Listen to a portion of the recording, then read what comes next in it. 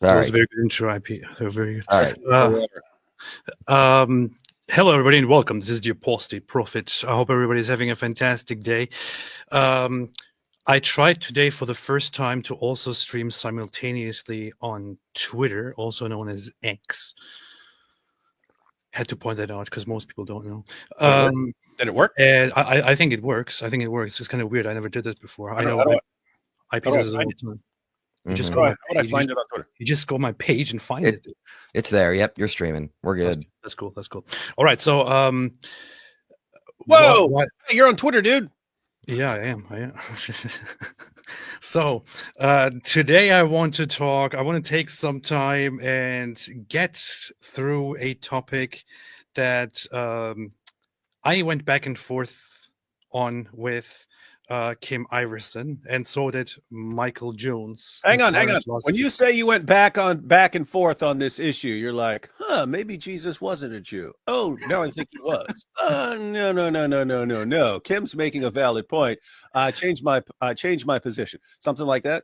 Not really. It was more like her saying, I will debate this with anyone, anytime. And I maintain definitely that Jesus was absolutely not a Jew. This is a lie, and I will argue this forever. So I and IP said, okay, let's debate. And then she never responded. She's never responded to any of that? Because I've seen people keep pointing out to her that you guys have challenged her, and she's not responding. She's not responding. You know what that reminds me? Brandon Tatum a couple years ago said he was arguing for Unitarianism or something like this, and he said, "I'll debate anybody on this. I will debate anybody on this." He was saying this on a show, and then Anthony Rogers called in and schooled him very quick, and then for some reason he wouldn't take any debate challenges on this. Isn't that weird? People, it's really weird. And there's the parallel with Dawa in that you've got people like Ali Dawa, who I've never seen him in an actual debate at any point in my life, except for like a discussion with AP. But he acts like he's a debater, and he's never debated anyone. But apparently people want the credit, and they know they'll sound confident if they just keep saying, "I'll debate anyone on this. I'll debate anyone on this." And then people say, "Okay, let's debate it." And then crickets chirping. It's weird. It's weird. It's almost like they're just pretending to be ready to debate it because they think that people will be scared and think, "Oh, they must have a really great case." That's what she's been making some of the dumbest arguments I've ever seen on Twitter. Like, I actually screenshot some of them. Like, she said Jesus and her followers from before his birth believed he was the Messiah, making them automatically not Jews as we understand the term today. Like, do you not what on earth are you talking about? Like, the Messiah is a Jewish concept. Like, are you this bad at this? Like, that does not mean at all someone's not a Jew. Like, Jews believe in the Messiah. Duh. Yeah. We disagree on who the Messiah is, but we agree there's a Messiah. Christians and Jews do. So, that's such a bad argument. Yeah, and AP and I were pointing out that, even if you wanted to try and give her the benefit of the doubt and say, okay, well, maybe because Jews today would view Jesus as a false Messiah or something like that. Believing in a false Messiah didn't make you not a Jew. Lots of Jews have believed in people who turned out to not be the Messiah. You don't say, "Oh, therefore they're not Jews," because they got the wrong guy. So it's just weird. It's like nothing anyone is saying means you're not a Jew. And here is her whole point again, just to summarize it. This is a post by the Babylon Bee, which enraged Candace Owens so much that she still keeps talking about it. That she talked about it for over a week and kept saying, "I'm not mad. It's just not funny." And, that was a good week. Yeah.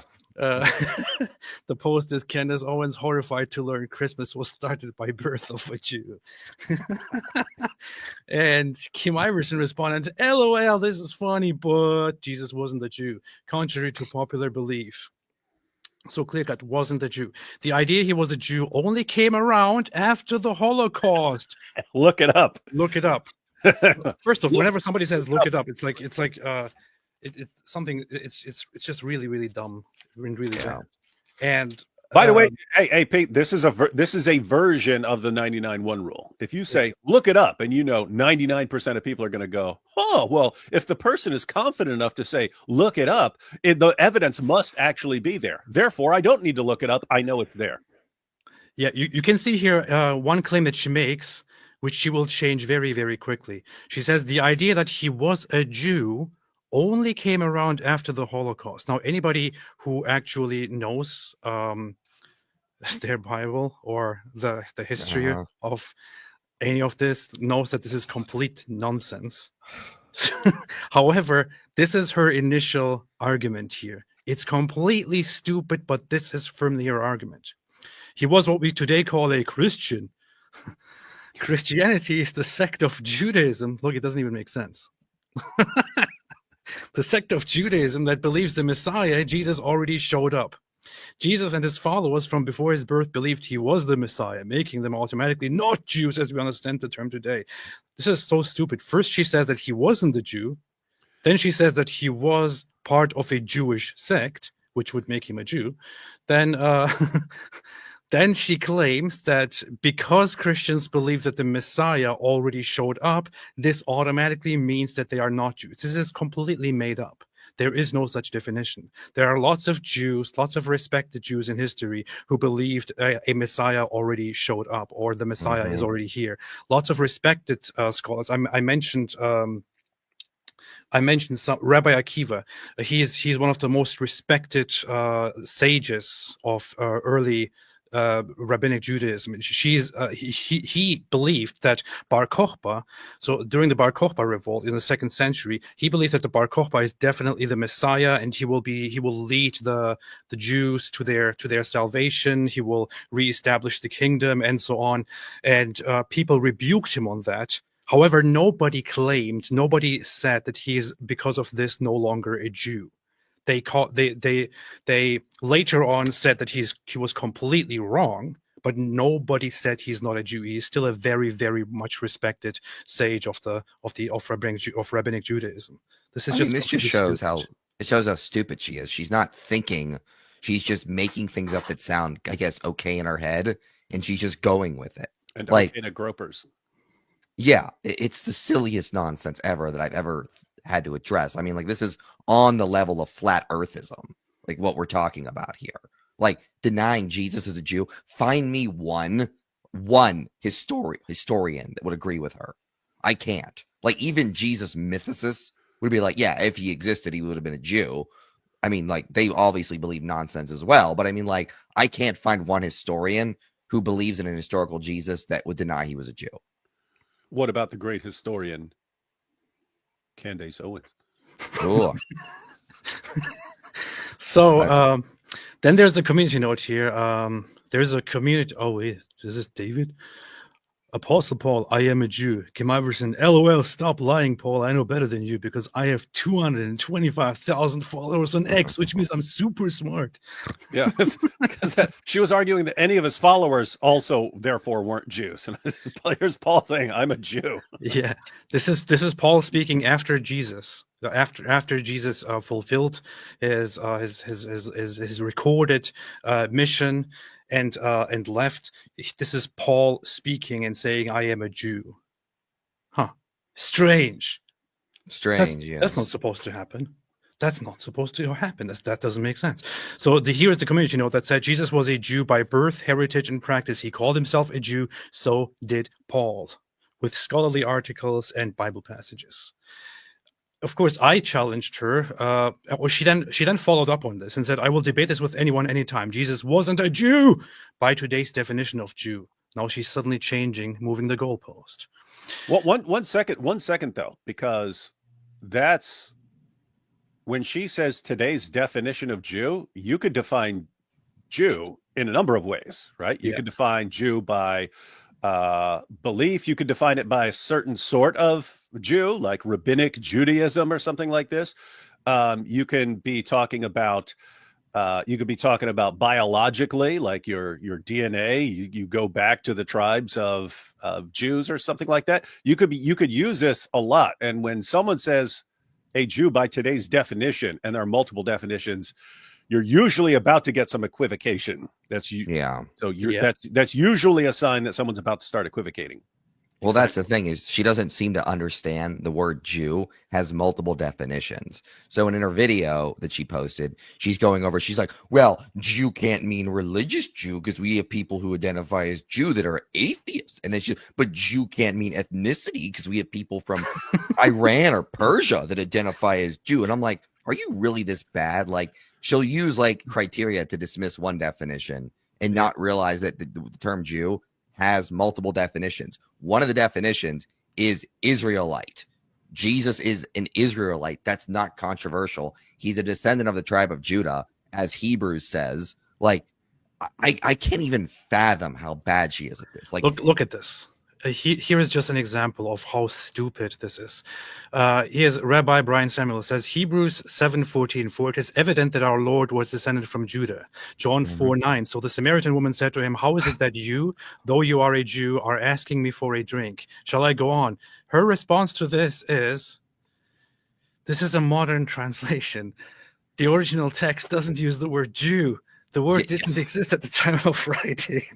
Sure, the English word didn't, but I mean, the English word Jesus. The English word Jesus didn't exist back then either. Yes. So Jesus didn't exist because it would have been Jesus. Oh boy. Yeah. Why are we talking about Jesus then? The word Jesus also didn't exist. Mm-hmm. Fantastic. Good point. Great point, Kim Iversen. Fantastic point. So, by the way, AP, that point about Jesus being from the tribe of Judah, that's also important because one of the things they'll argue is that this ultimately comes from the tribe of Judah after the northern kingdoms were exiled and so on, and Judea became what was left. And therefore the word Jew came ultimately from the word, basically Judeans. Yeah. But the word Judean eventually came to mean all the tribe, everyone that was left over, even if they're from other tribes. And eventually we get the word Jew from that. Anyway, the point is, even if you wanted to narrow it down and say, okay, it ultimately means someone from the tribe of Judah before the meaning was broadened. Okay, well, Jesus is from the tribe of Judah. If you wanted to say from the land of Judea, and that's what it meant. Okay, Jesus was born in Bethlehem in the land of Judea. And so it's like any criteria, any meaning of the word you want to come up with, Jesus fits, unless you're specifically saying a modern rabbinic version of Judaism that rejects Jesus. Jesus wouldn't fit into that. Right. But now you're being extremely specific, and that's usually not what we mean by Jew. We also have a problem here, which is that there is a famous example in Esther 2:5, which is I think one of the first instances where the word Jew shifts meaning, or is used as a general term to refer to all of Jews or Israelites. And so it appears here, and from here on it appears more frequently. And by the time of Jesus, the word has become a name for all of those who share the traditional Jewish beliefs and come from those tribes, or who convert even to them.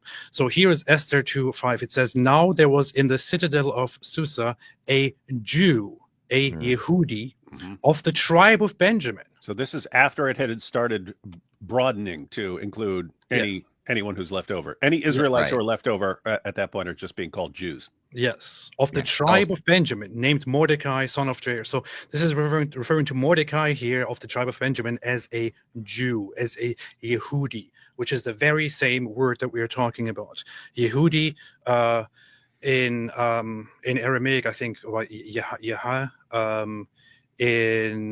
in Greek later in the New Testament, it would be Judaios, was the same word used in general for the Israelites. The same word, basically, just in Greek, is used in John to refer to Jesus. So the entire argument here, we cannot really prove that he was from the tribe of Judah, is completely unnecessary. Completely unnecessary. Absolutely not needed. However, let's continue.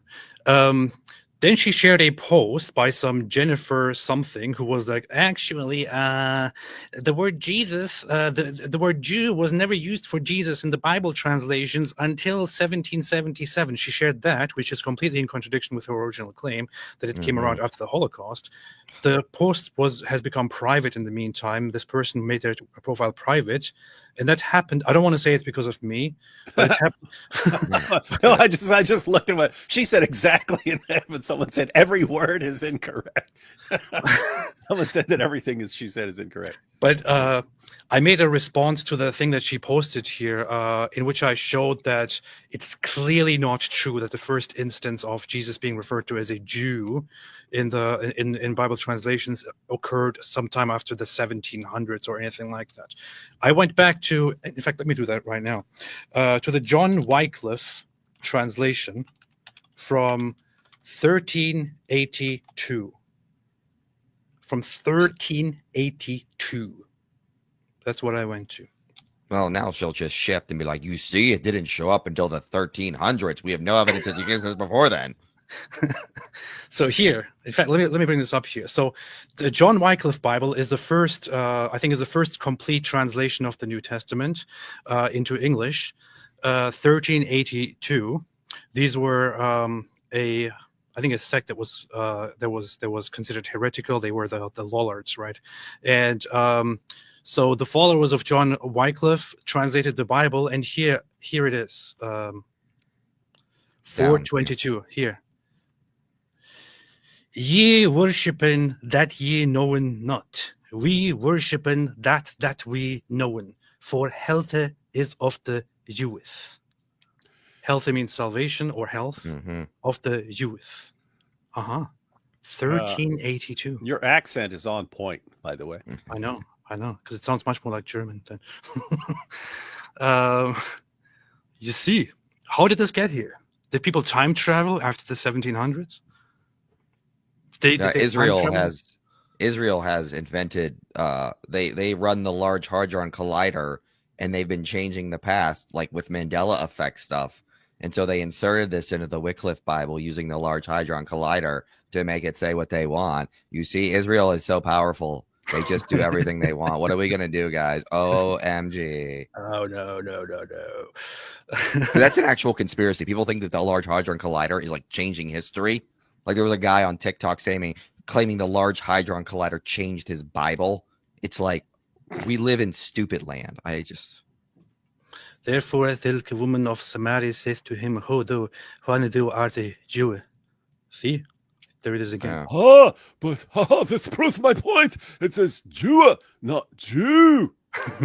So at this point, English was in a transition period of being established. There were different ways of writing. Some people wrote it one way, other people wrote it another way. In the first King James version, for example, it is spelled with just.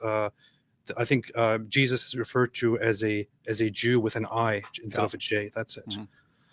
Yeah. So Jew with an I, but also Jesus was spelled with an I. Yeah. At that point. So this is just insane. It's like, okay, our spelling of words has changed over the centuries, and then they're going to actually build an argument out of that, and take advantage of people's stupidity because their followers are stupid and they're stupid. And it's just a perfect example of what Jesus said, blind leading the blind. But it's just so funny. You open the book and it says Jesus was a Jew. Nothing to do with translations. And then you have Kim Iversen say, actually, contrary to popular belief, he was not. Yeah, that only started after the Holocaust. Okay, in the 1700s. Okay, you got something before. Okay, So tell me how this is not any better than flat earthism. Like, honestly, like this is you're just denying basic facts. This is on the level of the moon is made of cheese. This is worse. This is worse than flat earthism. Flat earthers, they get pretty sophisticated in they have responses for everything. They're not good, but I'd say they're better than this. Powerful. Yeah. So rather than just blanket believing what you've been told, actually think, the irony here, about it. First, define what makes a person a Jew. Go ahead, give a clear definition. Go ahead, come on. I would love to hear it, since even Jews can tell you clearly what makes one a Jew. They actually can. There's just a minor disagreement on the religious level, meaning the legal or halachic level, and the secular level. That's it. That's what the disagreement is about. No, yeah, that's Yeah. When she says even Jews can't tell you clearly, what they mean is, if you asked, "Hey, what's a Jew?" they would say it kind of depends on what you mean. There are multiple definitions. You could be referring to someone who descends from one of the tribes of Israel. You could be talking about someone who's a religious Jew. You could be talking about multiple things. And there's you see, you can't give a definition. No, you're pointing out that sometimes words have more than one definition. You giant clown. That's what they do. That's what they do. Once you come up with if she would just open Merriam-Webster, you'd see the word Jew, and it has like 4 or 5 definitions. Yeah, if people don't understand, I mean, think about the word American. Normally, if you say American, you're talking about someone from the United States, but you've got North and South America, so technically everyone can be called an American. And some people use it in a patriotic sense. I'm an American, right? And there you're talking about like people like proud of America. You could use a word in multiple ways, ladies and gentlemen. That's true. That's true. So once you come up with a clear definition, tell me exactly how Jesus qualifies. You cannot use Joseph's lineage, since Joseph wasn't actually his dad. Mary was from Galilee and not from Judea, and her lineage is assumed not known. Keep this in mind. First off, Mary being from Galilee is absolutely irrelevant here. Yeah. Absolutely irrelevant. It has zero relevance once you understand the terminology here at the time. Also, keep in mind the Bible you read is a modern translation of the actual ancient text. Okay, yeah, we can look at the Greek, and the actual text do not use the word Jew. Yes, they do, just in the Greek original phrasing. In fact, the word Jew didn't even exist during Jesus' lifetime. So, with this knowledge, first define what makes one a Jew and go from there. So, I don't want to further keep, on this whole point of the word Jew didn't exist back then.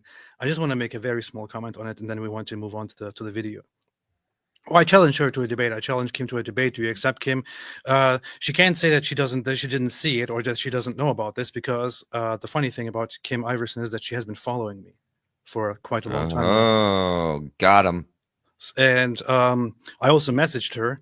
And I also even contacted James from Modern Day Debate to arrange it with her, and she's in touch with Modern Day Debate. She was on Modern Day Debate before, but she never responded, as far as I can tell. So she clearly doesn't actually want to debate. She just says that she would debate this with anybody. Now, and by anybody, she means nobody. She means anybody but her. No, anybody. No, anybody. Everybody. I would be willing to debate this with nobody. No, I would debate this with no one anytime. I would. How about we make it fair? I'll debate her, but I'll be drunk, and that way it's fair. And I'll be so drunk I'll slur and I'll still win, because this is so stupid. Yeah. There you have it, Kim. IP agrees to down an entire fifth of whiskey before the debate.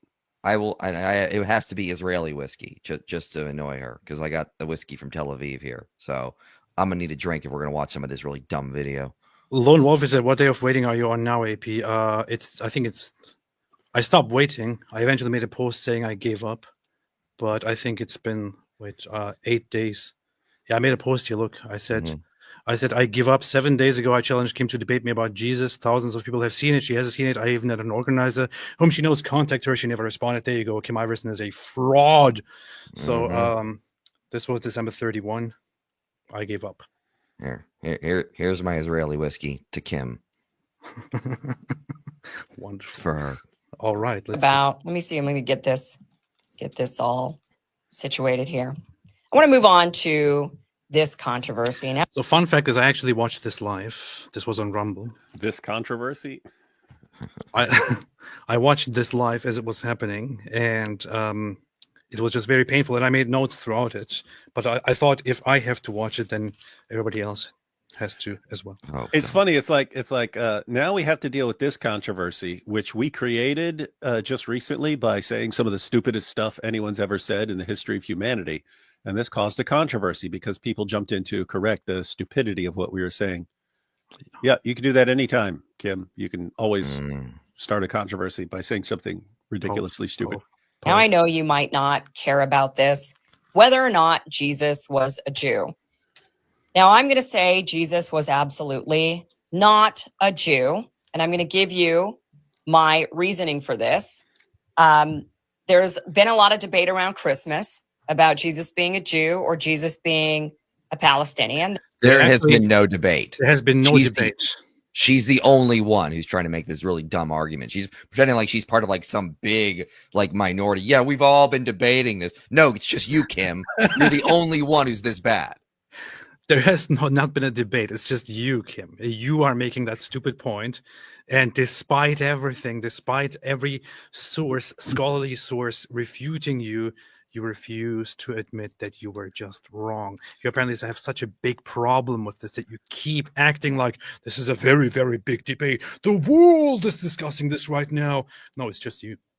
It's kind of funny, though. It's kind of funny that you can say something stupid and then act like there's this big controversy over it. You know what I mean? if I just randomly started arguing, hey, actually Muhammad was Chinese and I have proof and stuff like this, and people start arguing with me, and I come on and say, okay, guys, well, we've all been dealing with this controversy about whether Muhammad was Chinese for a long, long time, and I'm just going to go ahead and weigh in and share my thoughts. You created it, David. Why are you jumping in on it? Anyway. There was the Pope who swaddled the baby Jesus nativity scene in a keffiyeh. This caused a lot of controversy. People were saying he wasn't a Palestinian, he was a Jew. What are you doing? People were lecturing the Pope about this.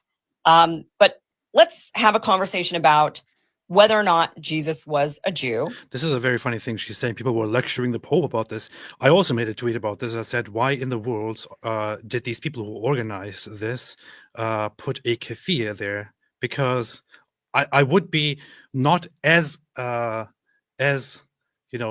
weirded out by it, but I would also consider it wrong and strange if somebody had put an Israel flag there.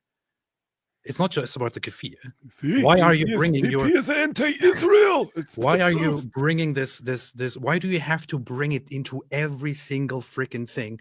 And why do you have to force it into this? Why do you have to,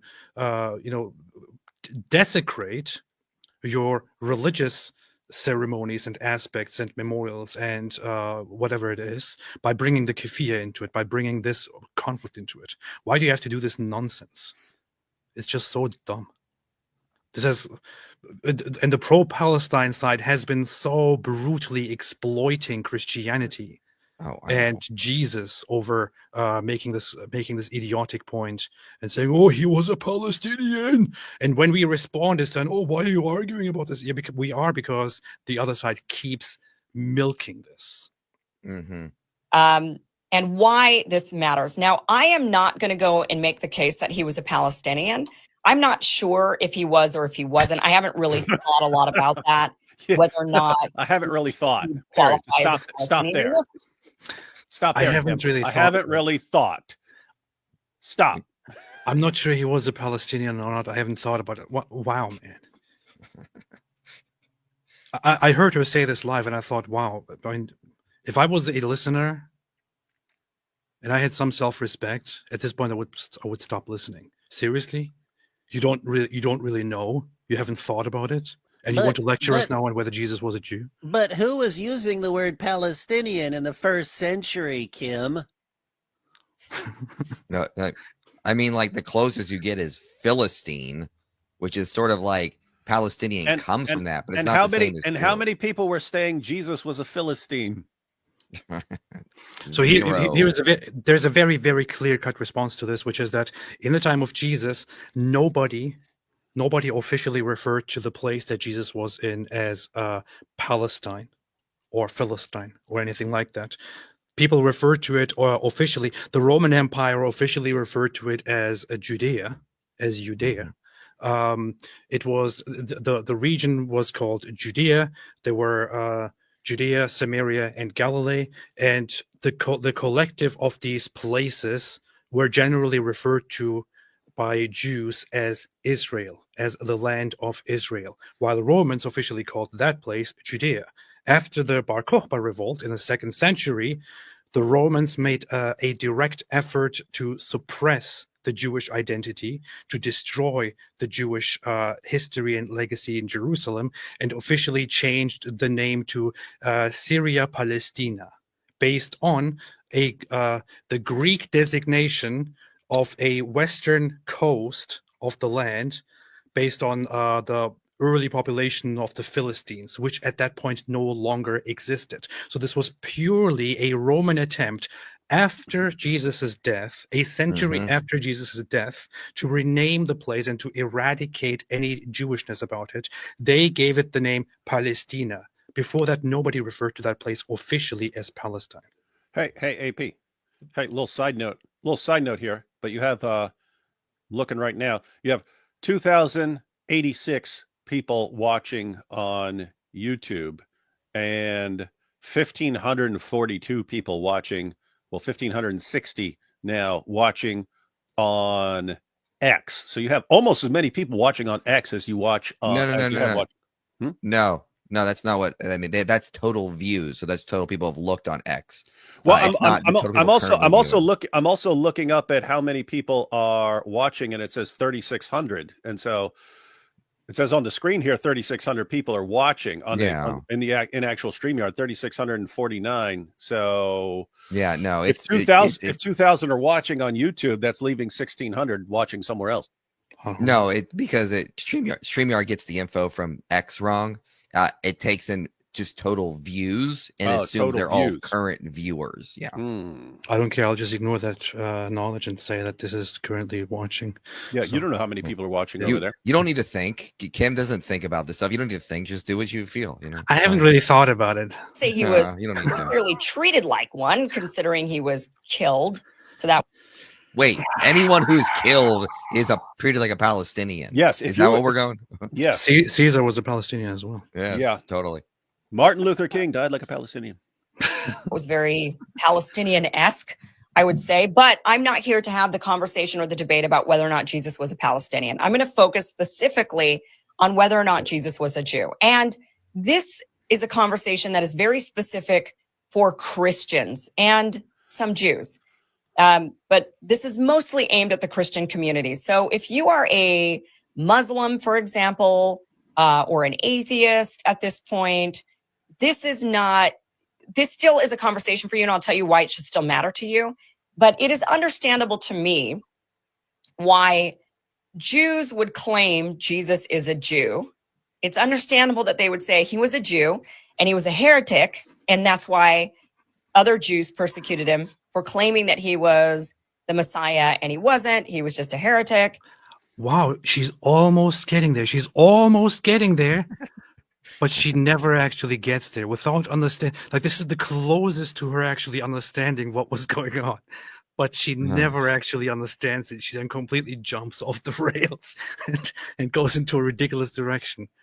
I just want to point out, this is actually kind of close to getting to what it was all about. Jesus was a Jew. Jesus was a Jew like all the other Jews in the environment.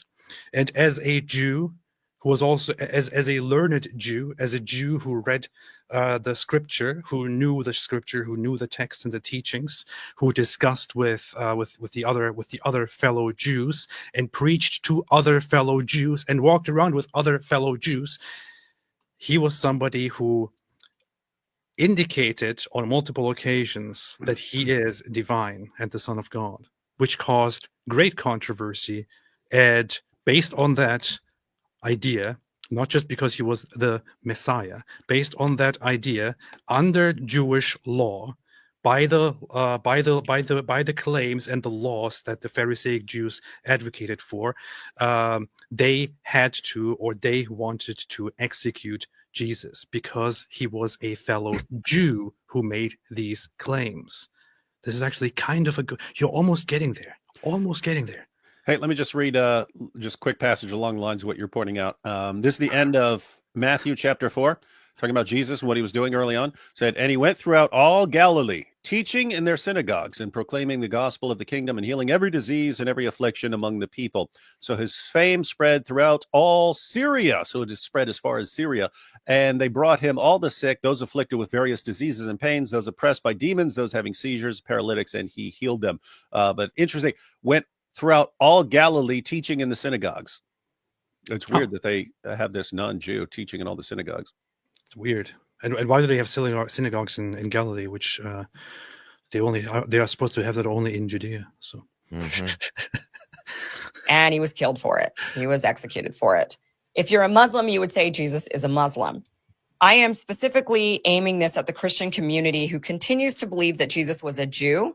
And I'm also aiming this at the Jewish community who keeps telling the Christian community that Jesus was a Jew.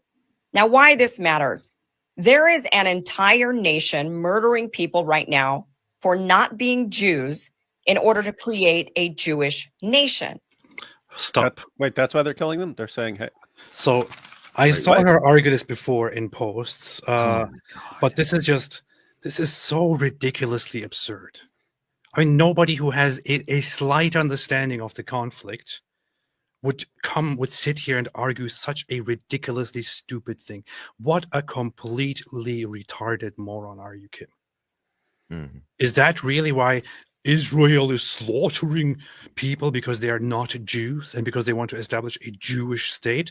And they say, oh, there are all these other people. They are not Jews, so we have to kill them. Wait, aren't there tons of non-Jews in Israel, AP? There are 2.04 million Arab citizens living in Israel right now, which is about 21% of the country's total population. We're going to kill them all to make more room for more Jews. Israel actively contributes to the prospering and the well-being of non-Jewish citizens, non-Jewish people inside the land of Israel that are part of Israel, that are citizens of Israel. The Christian population is a very healthy, very fast. The only Christian population in the Middle East that is actually growing in proportion to others. The only Christian community in the Middle East that is actually growing is in Israel.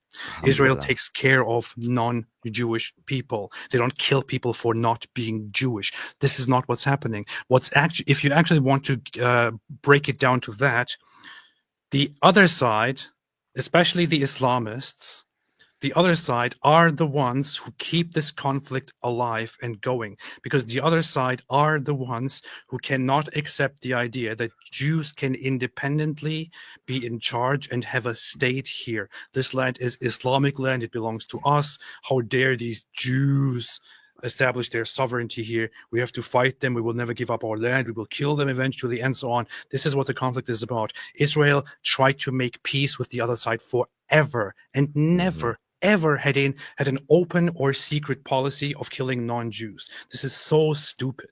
Wait, AP. So is she saying that the reason for the bombing in Gaza right now and so on, it's because the Jews looked over and they said, hey, there's a bunch of non-Jews over there. Let's kill them and take their land. What are all those non-Jews doing over there? Right.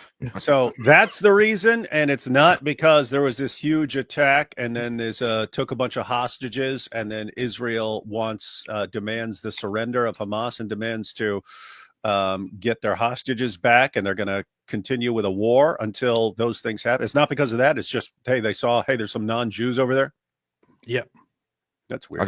Haven't you watched Daniel Kikachu? Israel staged that. They staged it. And you don't even have to go to October 7th. I mean, it's long before that. Since the late 1900s and especially early 20th century, the Jews have consistently tried to make peace and coexist. The other side didn't. If you want to come here and make the argument that, oh, the Jews, they're just killing people because they're not Jewish. Okay. If the other side never actually fought and never committed attacks, never committed kidnappings and so on, would a bloody conflict still be ongoing? No, it wouldn't be. Yeah, you can never establish this. You can never establish the argument that it would still be ongoing, that Jews would cause this a massacre. Even Bill Clinton recently came out and he said, when I've had to explain to young people what was offered to Yasser Arafat and what he turned down, they can't even understand. Like, they think this is just a conflict of like the Jews trying to oppress and kill other people. They wanted to make peace. They agreed to the plan where Yasser Arafat got 95% of what he wanted, a capital in East Jerusalem and everything, and he turned it down. So but it wasn't enough. We wanted more. We also wanted everyone to return to from the place the river to the and sea. Yeah, we want all the land. that's actually happened multiple times where you actually ask them, hey, what do you want that is not just us giving you all of Israel? What will you actually agree to for a second state? Offering a 2-state solution. What will make you accept this solution? And they'll come up with a list. We want all these things. And there are specific reasons for not granting everything. They're like, and it's situations like, no, you want the land on top of this cliff with this Jewish village down at the bottom of the cliff. You can literally just toss bombs down on there all day long. We can't give you that spot. And so that's what, when you say 95% and not all of it, it's situations like that. It's like, we can't give you that because that would give you the perfect opportunity to kill as many Jews as you want. So we can't give you that. We also have to guarantee our own safety. But they'll end up with 95%, 97%, 98% in different situations of everything they want. And they always 100% of the time turn it down. And you ask any of these Kim Iversen idiots, why don't they have their own state? Oh, because the Jews won't let them, because the Jews want to take all the land. Why do you have to be so mean, man? Can you just be nice to her? Anyway, you guys are talking too much. I will continue with this. So the definition of what a Jew is matters, especially when your children are being outcast from their homes and killed for fighting back, all because they're not, all because they're being excluded from being a part of a Jewish nation. Totally, yeah. A quote unquote Jewish nation. Totally. That's exactly what's And happening. much of the That's Christian right, community Yeah, supports when we went there, favoring- all the Christians were like, oh, they're beating us up and killing us. Yeah, totally. This is exactly why they're being killed. calls themselves Jews over the group that doesn't call themselves Jews. And there's a variety of reasons why Christians support it. There's the end of times prophecy. So you've got a group of Christians out there that will support this beginning of the Jewish nation because they believe in an end of times prophecy that says there would be a great gathering of Israel back into that homeland. And when the gathering of Israel happens back in Jerusalem, the Messiah will return. So you've got a group. So here's the thing. From my observation so far, looking at Christian reactions and Christian politics and so on, it seems that the majority of Christians seem to be tolerant, leading from like between tolerant and supportive toward Israel. Those who are explicitly and outwardly supportive of Israel, from what I have seen, from what I can observe, I wonder if there are some statistics on that, are not people who are supporting it because of some end time prophecy. I keep seeing this claim, it's because the Christian Zionists, they're crazy. They want to bring about the end times and so on. I don't see that anywhere. I just don't get it. You could have some people like that who are interested in end times for whom this could be a factor, but usually it's a belief in human rights, and you're basically agreeing with the overall argument that you're right. If you say we do not feel safe amongst people who could turn on us in the drop of a dime, and in other words, the argument for not having an Israel before World War II would have been, what are you talking about? You guys live in various nations. Those nations will protect you. And then all of a sudden you get what happened in World War II, and no, they didn't protect you. And other nations, even when you're trying to flee to them, they don't protect you. And so you guys have a really good case, a really, really good case that you need a place. That's a lot of the basis for support. And then there's just the historical connection and so on with the biblical, biblical Israel and so on. So you have a lot of different issues, but I've said before, for me, it's like a human rights issue. It's I agree that they do need a place, and you can see with Kim Iversen. Kim Iversen is an exhibit in how quickly people can just flip out and start saying things about Jews and try to stir up hostility. And it seems like they would need at least one place on the planet where they don't have to depend on someone else for their safety. They don't have to depend on the goodwill of someone else. Because think, if you're just saying, oh, this place has a really great government that will protect us, is it a democracy? Because if you get a bunch of Kim Iversen nuts in that country, they can flip, and we've seen it happen. And so that's my thinking on the issue. Alhamdulillah. Group of Christians who are believing this is what's needed to happen in order for the second coming. But there's also a group of Christians that support this because of what they call Judeo-Christian values, with Jews telling Christians that Jesus was a Jew. And so that's why you should support us, because your Lord and Savior was a Jew. And there's a reason why this narrative has come about. It wasn't I don't think I've ever heard I have never ever heard Jews say, guys, Christians, you should be supporting us because your Lord and Savior was a Jew as well. I've never ever not come a single instance of Jews making such an argument. No, the argument they make is that we have similar values, Judeo-Christian values. We are different than like the Muslims or the East, and that we have a similar heritage. Our script, we use the same scriptures, the Hebrew Bible / Old Testament.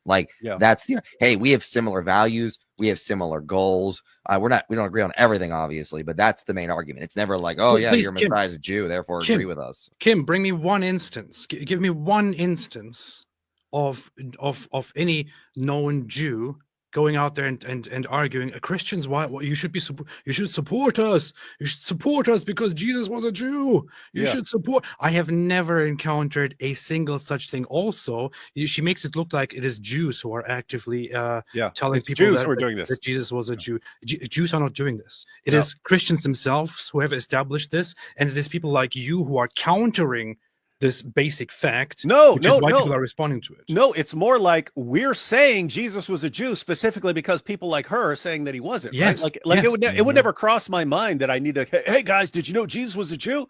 Like, what idiot doesn't know that? Right? It's not something you. It's not something. It's like, did you know Jesus had a physical body? It's like you don't think that you need to say that until you're dealing with some lunatic who says something completely different. So no, I've never seen a Jew say, David, you know why you should support Israel? It's because Jesus was a Jew. Never seen that. So on the one hand, Kim, that's called a straw man. You're making up an argument and then attempting to refute it, and so on. But that's more like a Muslim argument. It's, Christians, did you know that we believe in Jesus too? So you should support us. You guys realize we don't have any proof that Kim Iversen has ever denied being a trans identifying woman that is actually from the planet Mars. I'm just asking questions. Why is she never denied? And no one's talking about this. No one's talking about this. Yeah. No one's talking about this. Why? Because they're not allowed to talk about it. Why? Kim Iversen is part of a trans Martian community that is controlling the media. She's actually trans. So. Exactly. The narrative that was out there. We're just asking questions, okay? That's all. The first big reason why there was this push after World War II for people to start saying and for it to be part of the more mainstream discourse or inside of Christian communities to point out Jesus being a Jew, the biggest first reason was to prevent persecution. This is very understandable. After the Holocaust, a lot of Jews would say, what are you doing? Jesus was one of us.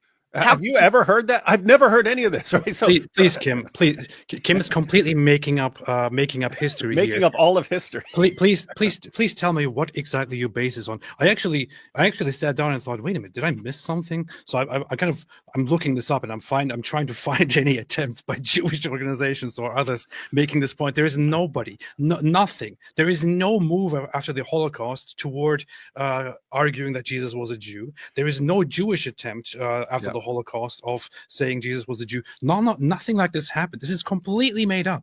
Yes, this came up again, Kim. To be clear, I'm sure there are people along the way who are saying Jesus is a Jew. Jesus is a Jew. You always have to be responding to some idiot who's saying no, he wasn't, or something like that, right? In other words, Kim, I never heard of this as an issue until you and some groper morons started saying it. Then, but AP, think about this, right? You've got generations of people who all have the basic level of intelligence to know Jesus was a Jew. And then all of a sudden you get to a very modern recent development where no, we hate Jews. And you say, well, you can't hate all Jews because, you know, you got Jesus and the disciples. They were, no, they weren't. And they have to argue that Jesus and his apostles weren't Jews.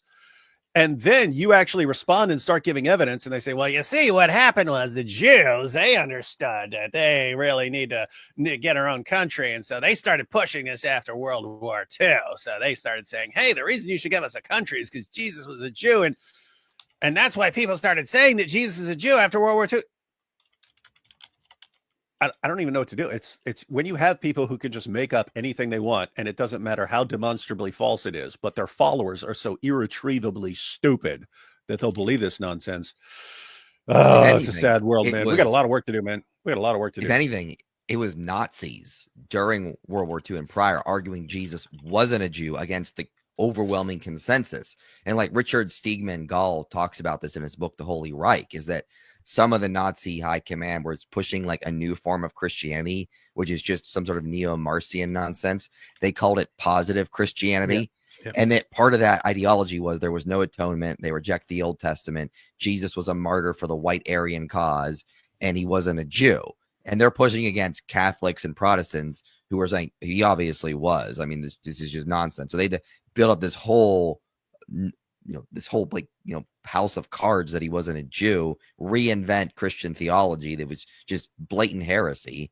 I mean, if anything, they were the ones trying to push against the consensus. And like, if anyone was trying to say Jesus was a Jew, it was in response to that absurd nonsense. Yep. So Nazis made a very, very big attempt at suppressing Christianity as it was and changing it, centralizing it, and creating their own new form of Christianity while detaching any Jewish aspect from Christianity and making it basically just a complete overhaul of the entire moral system of Christianity in line with whatever Hitler wanted, because the Führer is always right. That was the policy there. But until then, I mean, lots of very, very well-known scholars throughout Christian history have repeatedly maintained that Jesus was a Jew. Against us, how could you do this to us? And I think that is a really understandable reaction, is to say, why would you kill us? Your God was one of us. But that has evolved. And I think the main reason why Jews today would say Jesus was a Jew and try to convince Christians of this is to gain support for the creation of Israel and the horrors that it takes to make it happen. So again, never happened. AP, that's actually what happened. So you had the fall of the Ottoman Empire. Great Britain gets control of the land. They have to decide how to divide it up. And a delegation of Jews came in and said, hey, did you British people know that Jesus was a Jew? And the British leader said, what? We've never heard of this before because this is a modern invention. Really? Tell us more. And they said, oh, yeah, Jesus was a Jew. Can you give us this country? And they said, well, we hadn't thought of that before. Jolly good show. Give them the land. Hate when that happens, man. That's a history. That's the formation of the nation of Israel, according to world-renowned historian Tim Iversen. Everything you can to help us because we're the people of your God. And then the average Christian goes, oh, you're right. Jesus was a Jew. I love Jews. That's exactly how I was thinking. To help you out. That is why this. Yeah, the Christians in Europe were like, OMG, you're right. My Lord and Savior was a Jew as well. OMG, LMAO. I never thought about this. I mean, like she just basically said all Christians are so stupid to fall for this nonsense. Like Christians she just said all you Christians are so stupid. Christians are so dumb. Like Jews just said to them, hey, your God is Jew. So they were like, oh yeah, I'm so stupid. We Christians, we just don't think. Let's go change all our Bible translations to make them agree with you. This matters because even if right now you don't believe in any of this and you think it's all mythical and it's or that you're stupid, you're just a total atheist, there are a lot of people in the world who do believe this, and they believe this with every fiber of their being. There's no convincing them otherwise, and they are now supporting genocide because their beliefs have been twisted in a way that is not being corrected. And I think it needs to be corrected in order for these people to get on the right path again and not support genocide. So did you hear what she just said? Did you hear what she just said? It's we support genocide because we fell for a Jewish claim saying that Jesus was a Jew, and the Jews duped us into thinking that Jesus was a Jew so that we would then defend the annihilation of the people of Palestine. This is history according to Kim Iversen. Powerful. Some people will say to me, Kim, it doesn't matter. Genocide You're is a bad, moron. no matter what. It You're doesn't an matter what idiot. people believe. None of that is relevant, but it You're is. stupid. Because again, you're not going to convince people who believe in religion. You're not going to convince them by saying, look, genocide is bad no matter what, and you should just agree with that, and you should just stop supporting it. They're still going to support it if they believe that this is what their God wants them to do. Wait, Now, you hear this? Going into this. So now we believe that since Jesus was a Jew, that therefore we have to support the Jews as they commit genocide. And then Please tell me which Christian believes such a thing, Kim. yeah, Please. that's what's amazing. Like, what has she said at any point? We've listened to her for several minutes now. What has she said at any point that anyone that I've ever seen anyone believe? And she's putting this forward as this is the belief. This is standard. I've never seen anyone who believes the thing she's saying. And she's saying this is just standard belief, and she's fortunately she's here to rescue us from things that we don't believe at all. I just find it so funny. It's like repeatedly she tells us that this is something that we have been taught after the Holocaust, and it has not been corrected. Here is the Greek text, man. Here's the Greek text. Okay, we talked about it earlier. John 4:9. Here is the Greek text. You see this word here, Kim, and everyone else, gropers. You see this word. You see where it says Jew. Jew is just the English word, the English version, the English way of using a term that went from Yehudi or Yehaya or Judaios or Juden and so on into English as Jew. And it just comes from this here. This is the original Greek, Judaios. She refers to Jesus as a Judaios. He does not object to it. In fact, just a few verses later, right here at around 22, you will have Jesus himself saying to her that we worship. So you worship what you know not. We worship what we know, for salvation is of the Jews. So he's referring to himself and his community as Jews. But AP, I mean, Judaeon. the book of John was written by a Jew, and so can you really trust what it's saying? It was written by the Frankists, actually. That's what Candace would probably say. I don't believe in any of this anymore. I was raised Christian. I was raised in a Catholic family, also a Buddhist family. So I got kind of both sides of that. But also then I did convert to Mormonism. People will say Mormons are not Christians. I would say the Christian umbrella, when we talk about Christianity. You see, ladies and gentlemen, this is what happens when you leave Christianity. You go into stupid land. Like, don't leave Christianity. No, she was. She left that too. Apparently, she was raised Catholic. Then something else. Then she became a Mormon. Was a Mormon for 10 years, and now she says she's kind of Buddhist because her family is of Buddhist origin or something. But she doesn't believe in any of this.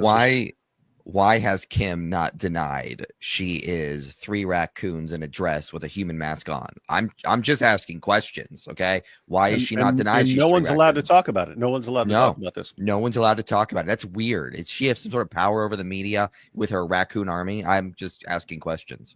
Oh, by the way, if I'm not sure what Kim is doing right now, but she's always, we are always happy to have her on to debate this kind of stuff with us. I'm also happy to have her on to just debate it with me, little me. I know 3 of us are kind of intimidating here. But, hey, Kim Iversen, open. We want to make this fair as possible. So AP is offering you a one-on-one debate. IP is offering you a one-on-one debate. If you want to pick one of your friends, like the one that you said, you're totally right in what you're saying, even though it's the most idiotic thing we've ever seen in our entire lives. If you want to bring that person and have it 2-on-2, I'd be happy to moderate. If you're concerned that I would not be, check any debate I've ever moderated in the history of my life. I'm completely fair. But you could also pick someone like, I don't know, Nick Fuentes, one of your heroes or something like that, and can be co-moderator or something. Just we think of what you want to ensure that your voice can be heard, and we will make this debate happen. Anyway, let's continue. Christianity. It includes Christianity. Christian. It includes the various different Christian Protestant sects. It also includes Catholicism, Mormonism, anybody who believes Jesus is the Christ, we're going to put under the umbrella of Christianity. But that also, by the way, the reason why people don't call Catholics Christians, or the reasons why they'd say Mormons are not Christians, is similar to why I'm going to say Jesus was not a Jew. It's important. No, the language is important. It's important to know who you are supporting and why exactly. And most importantly, what if you're wrong? So if you're a Christian and you're thinking, well, I got to support the Jews and the creation of Israel because this is going to bring about the second coming of the Messiah. What if you're wrong on who the Jews are? So you have to have a definition of who they are. So considering that most Jews support the creation of Israel because Jesus was a Jew, I will now here demonstrate that Jesus was not a Jew. Therefore, they should stop supporting Israel. The problem is that most Christians don't actually support Israel because of that. So... but good job. Yeah. The funny thing is, I was watching this live, and her chat was like, "Wow, you are so I'm very impressed with your knowledge." And so this on. is sad, guys. You have stupid people who now have massive followings of stupid people, and you just look and you say, "Oh man, what a bunch of idiots!" And guys, millions of idiots can cause lots of problems. Wait a minute, this has 204,000 views. Yeah, very powerful. Powerful. Which really, the Revelations don't talk about Jews. It talks about Israel, the gathering of Israel. That is all the 12 tribes of Israel, not just the tribe of Judah. That's all 12 of them. So you'd have to be able to make this definition if you're going to believe in this stuff. And by the way, once again, there is no archaeological evidence of any of these people existing. False. This is a faith-based thing. So if you are a faith-based person... We have the Merneptah Stele from 1208 BC that mentions Israel. We have the Mesha Stele. We have Taldan Stele. It all mentions Israel. The Merneptah Stele refers to Israel as a people group in the 1200s BC. This just shows you how little research she's done. This is pure nonsense. I posted about the Mesha Stele here before. Here's the Mesha Stele from around 840 BC. It mentions Israel 5 times. For example, Omri was king of Israel and oppressed Moab during many days, and Chemosh was angry with his aggressions. This corresponds with 2 Kings 3 in the Bible. And you can see it right here. It is marked here, Israel, Israel. It is right here. This is from 800 years before the time of Jesus. And she keeps saying, like, you need a definition. Like, she can't even fathom that the word Jew could have multiple definitions. She keeps saying, give me a definition, singular, and then she'll use reasons to dismiss the religious definition or the ethnic definition, not even fathoming the possibility that the term could have multiple definitions. Yep. Yeah, guys,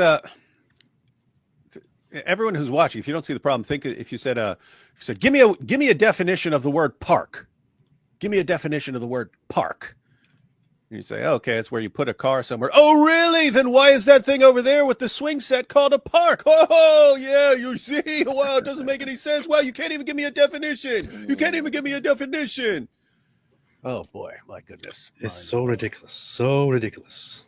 I'm watching right now, 100% this is about faith. And that is okay. But there is no actual archaeological evidence of any of this, of any of these people. There's no archaeological evidence of Abraham. There's no archaeological evidence of Moses. There's no archaeological evidence of Jews ever being in Egypt. There's no archaeological evidence of any of these people ever existing. Nothing that she mentioned right now has any relevance to the topic at all. No. Plus, she's also wrong about certain aspects. No, we have evidence of Semites living in the city of Avaris, and then it's abandoned during the Ramesside period, and then about 40 or 50 years later, there's a population explosion in the hill country, and all these new de novo sites lack pig bones, and they have new structures and agricultural settlements, and it's like, we do have evidence. See my video, Exodus Rediscovered. So, like, she just hasn't done any research. But again, guys, is this what she does? Is this what she does on her show? Like, yes, we haven't seen her say. I haven't seen anything that she said that is correct. It's been blunder after lie after blunder after lie after blunder after lie after blunder after lie, and then wow, you're so great. How did you become so knowledgeable about this stuff? You could argue that there is no archeological evidence for Abraham. Okay, cool. Yeah. Yeah, so, what archaeological evidence would you expect from a guy who walked around? What is the relevance to? What is the relevance of that? How in the world does that have any influence, any bearing at all on the argument we're having? None. None. Some of you might dispute that. There's interpretation of some archaeological evidence, but there's really no set in stone, agreed upon archaeological evidence of any of this. This is why faith is important when it comes to faith. Oh, look at a smart sentence. This is why faith is important when it comes to faith. This is that Kim Iversen big brain stuff. This is why she's willing to debate anybody on this. We stuff. have. Why has Kim never denied that she doesn't have a brain? I don't get it. Like, she's never gone out and said. And what archaeological evidence do we have for Kim Iversen's great grandfather? I've not seen any. Therefore, he didn't exist. Therefore, she doesn't exist, because how could she be descended from a non-existent person? I would just object to this with a very simple point here, which is that faith has nothing to do with this. We can completely independent from faith, from whether you believe in Judaism or not, you believe in Christianity or not, you believe in any of this or not, we can clearly and firmly establish that in the first century, in the time of Jesus, the word that corresponds to Jew, Yehudi, was used in a certain sense. We can know it. We can pinpoint exactly at what it was used for at that time, because we have remnants, we have manuscripts from that time of the Bible where the word Yehudi is used. So the word Jew is used. And in fact, it does refer to the Israelites, to the people who share the traditional faith and come from the tribes or convert, to Israelites in general. That's what it is at that time. That's all we need. You don't have to believe or disbelieve or dispute any of this. This is a historical fact. That's it. Faith has nothing to do with this. But what I'm going to say is that if you are a Christian, it's odd to believe that Jesus was a Jew by the definition that we understand the word to mean today. It meant something different back then, and we're going to go over this. No, it didn't. So the idea that Jesus was a Jew didn't come into common public discourse until after World War II. The first English translations of the Bible did not refer to Jesus as a Jew. They used. And once again, I guess we're here. The first English. What's the first English translation of the Bible? Kim, what's the first English translation of the Bible? What's the first English translation? Can you please tell us what the first English translation of the Bible is? But I can tell you, I already showed it here. I can go back to John Wycliffe, 1382. Guess we have to do that again. 1382, John Wycliffe, 1382, John, let's have it right here. John 4, verse 9. There you go. The Samaritan woman, talks to Jesus and says to him, "Wanne thou art a Jew." You see, I pants as Joe, not Joe, and therefore it proves my point. And then we have 4:22. Ye worship and that ye know not, we worship and that we do known, for health is of the Jews.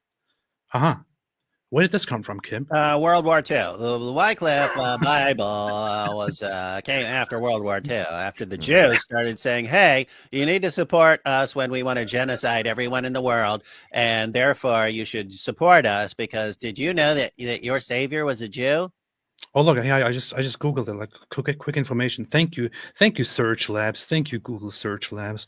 John Wycliffe Bible. The Wycliffe Bible is the first complete English translation of the Bible produced by Oxford theologian John Wycliffe in the 1380s. I think there was dispute about who actually wrote it, whether it was his students or whatever, but that's when it is from. So, but yeah, no, it was definitely after World War II, man. And here's the real issue. This is becoming increasingly a problem. I've mentioned it with the Dawa guys, in that you can expose a Dawa guy for saying something completely false. Their fans do not care at all. Right. At all. You can expose them for saying something else that's completely false. Oh yeah, Lone, she probably doesn't. Lone Wolfie says, honestly, she probably thinks World War II was in the 1300s. So. Yeah, she probably does. But I mean, think so. Even as we were talking about the other day with IP, I mean, completely exposed Daniel Hakikachu for just completely misrepresenting sources. How many of Daniel's followers were even slightly bothered by that? Zero. They don't care. As long as he's defending child marriage, lying is acceptable. It's acceptable given what you're trying to accomplish. They understand that. That's why exposing them doesn't bother their followers. It bothers other people who might be on the fence going, whoa, you just busted this guy for lying over and over and over again. But it's the same thing here. It's the mentality. You could actually expose her right to her fans. In other words, you could pick a fan who's saying, well, her points are so brilliant. And you could actually contact that fan and show how literally everything she's saying is complete nonsense. That fan would not care even slightly, because that fan would be, well, but she's attacking the Jews, and that's all that matters. And it's all fair game. Powerful. Terms like of the seed of what IP? I think Kim is just a code for him because she's really trans. I think that's obvious what's going on here, and she has never denied it. So we're just asking questions, and we're not even allowed to talk about it. No, we're not. Why isn't CNN talking about this right now? Dangerous, you'll be killed. Is it because trannies control the media? Sure Can't do. be trannies, man. Of David or other references to Jesus's lineage. But the term Jesus was a Jew didn't come into existence until about the King James Version of the Bible, which is the early 1600s. That's when it was. Wait. Let me go back here. Wait, I thought it was after World War II. What? Yeah, let me go back here. I mean, today it meant something different back then, and we're going to go over this. So the idea that Jesus was a Jew didn't come into common public discourse until after World War II.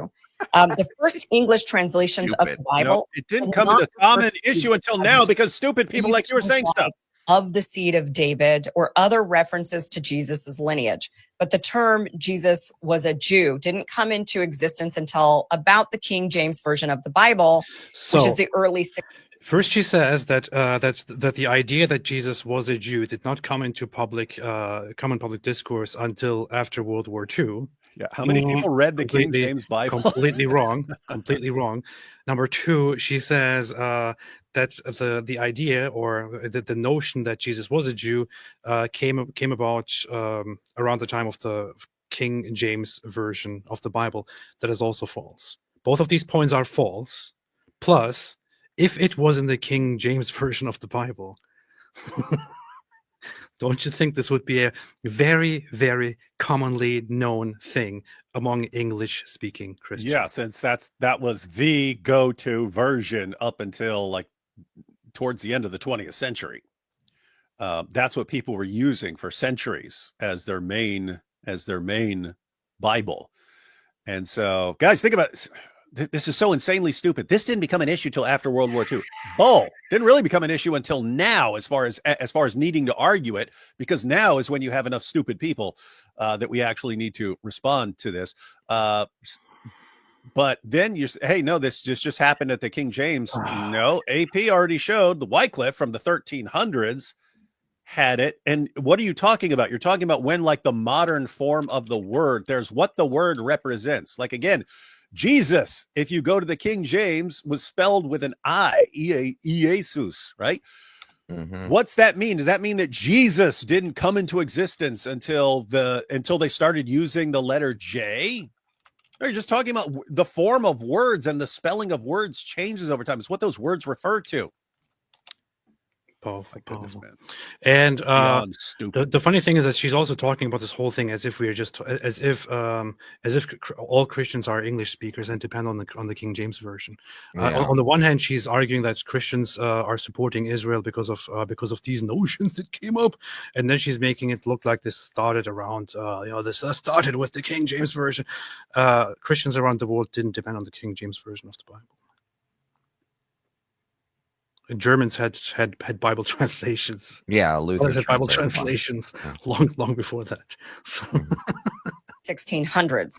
That's when it was first mentioned, most famously in John 4, when the woman from Samaria, where it says this, then saith the woman of Samaria unto him, how is it that thou, being a Jew, asketh,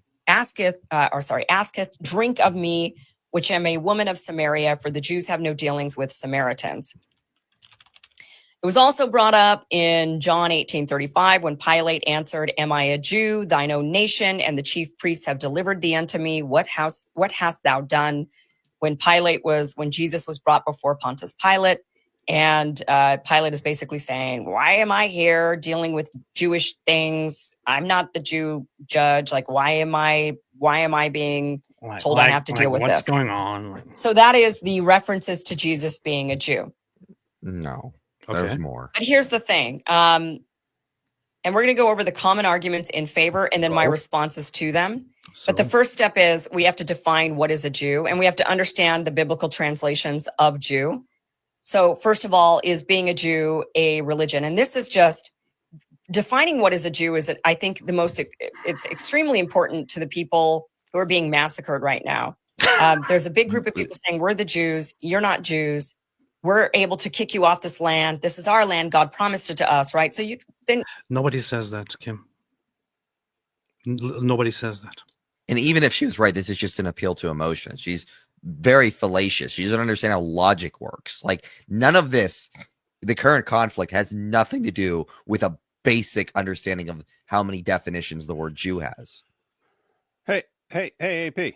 Yes. I just looked up the, because she said this didn't become an issue until after the King James Bible, so 1600s, but Luther Bible was from the 1500s. Uh-huh. So I'm just looking at this now. You know German. So sprich nun das samaritische Weib zu ihm. Wie bittest du von mir zu trinken, so du ein Jude bist und ich ein samaritisch Weib? Yep. That is. Denn die Juden haben keine Gemeinschaft mit dem Samaritern. What's that mean? That's all just German gibberish. Because the Jews have no thing with the Samaritans. When you are a Jew, she says, when you are a Jew. Oh, okay. But hey, it doesn't say Jew like in the. It doesn't say English Judah. Jew. It doesn't say English Jew. So. Got him. You're busted, Luther. Asking is, well, then what's a Jew and what qualifies somebody as a Jew? Is it a religion? Is it based on? Here's something very simple, Kim. By the time of Jesus, the word Jew had a meaning. By that meaning, was Jesus a Jew? Yes or no? I don't even have to ask you. You're an idiot. The answer is yes, he was. That's it. That's it. Genetic bloodline, like if you're a direct descendant of Judah, Abraham, like Abraham, Isaac, Jacob, which Israel, and then Judah, are you then a Jew? Is it someone born in Judea? Or is it just simply if your mom's a Jew, you're a Jew? So back in biblical times, I think it's important to remember that. But let me tell you, back in biblical times, Hang on. Jesus is a Jew in all of those senses. Again, his mother is a Jew. So if that's what you mean, check. Born in Judea, if that's what you mean, check. Descendant of one of the tribes of Israel, if so, check. If you mean specifically tribe of Judah, check. Any one of those, just pick one, Kip. Just pick one. Pick one of those meanings. Yeah, if you just go to like Hebrews 7:14, like it literally says, "For it's just obvious that our Lord was descended from Judah." Like that's they don't even think they have to question it. It's just and obvious. then Revelation 5, Jesus called the Lion of the tribe of Judah. Right. The Lion of the tribe of Judah. Which is kind of weird if he's not actually from the tribe of Judah. Powerful. I mean, I'm just looking at the Gothic, 4th century Gothic Bible, Gothic translation of the Bible of John. He's going 4, full goth. of John 4. Da castate quino samariu du immer huaiwe du date Judaiu is. Interesting. Even that one calls Jesus a Jew. But hey, it doesn't use modern English Jew, so well, what am I going to do? It wasn't matrilineal. That changed somewhere along the line hundreds of years later, but you're never going to find any matrilineal lineage written in the ancient texts anywhere. It's all patrilineal. It's Abraham begat Isaac, begat Jacob, begat Judah, right? That's how the lineage is always going. It's always male patrilineal. That's how it is. So today, the identity of Jews amongst Jews themselves can't even be defined. They can't even define what is a Jew.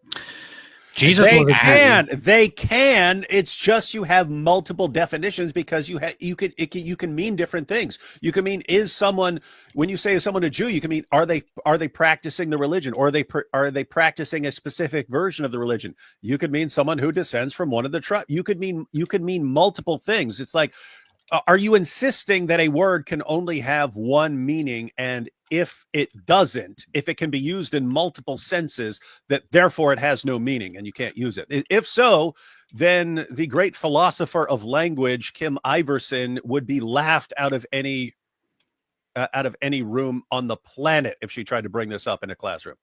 The sad thing is, this proves she did not even open a basic dictionary, because she would have seen multiple definitions in Merriam-Webster. Like, she didn't even bother to look. But Merriam-Webster is controlled by the Jews. Very true. Very true. Merriam-Webster. There it is. Yeah, look. 4 definitions there. Well, 5 if you include 3A and 3B, because you could be a member of the tribe of Judah or an Israelite. Okay, Jesus meets 3. A person belonging to a continuation through descent or conversion of the ancient Jewish people, one whose religion is Judaism, one a member of the tribe of Judah, Israelite, a member of a nation existing in Palestine from the 6th century to the first century A.D. That's what they do. Middle English from Anglo-French Jew, from Latin Judeus, from Greek Judaios, from Hebrew Yehudi, from Yehuda, Judah, Jewish kingdom. But you see, they're all spelled differently, so they're different things.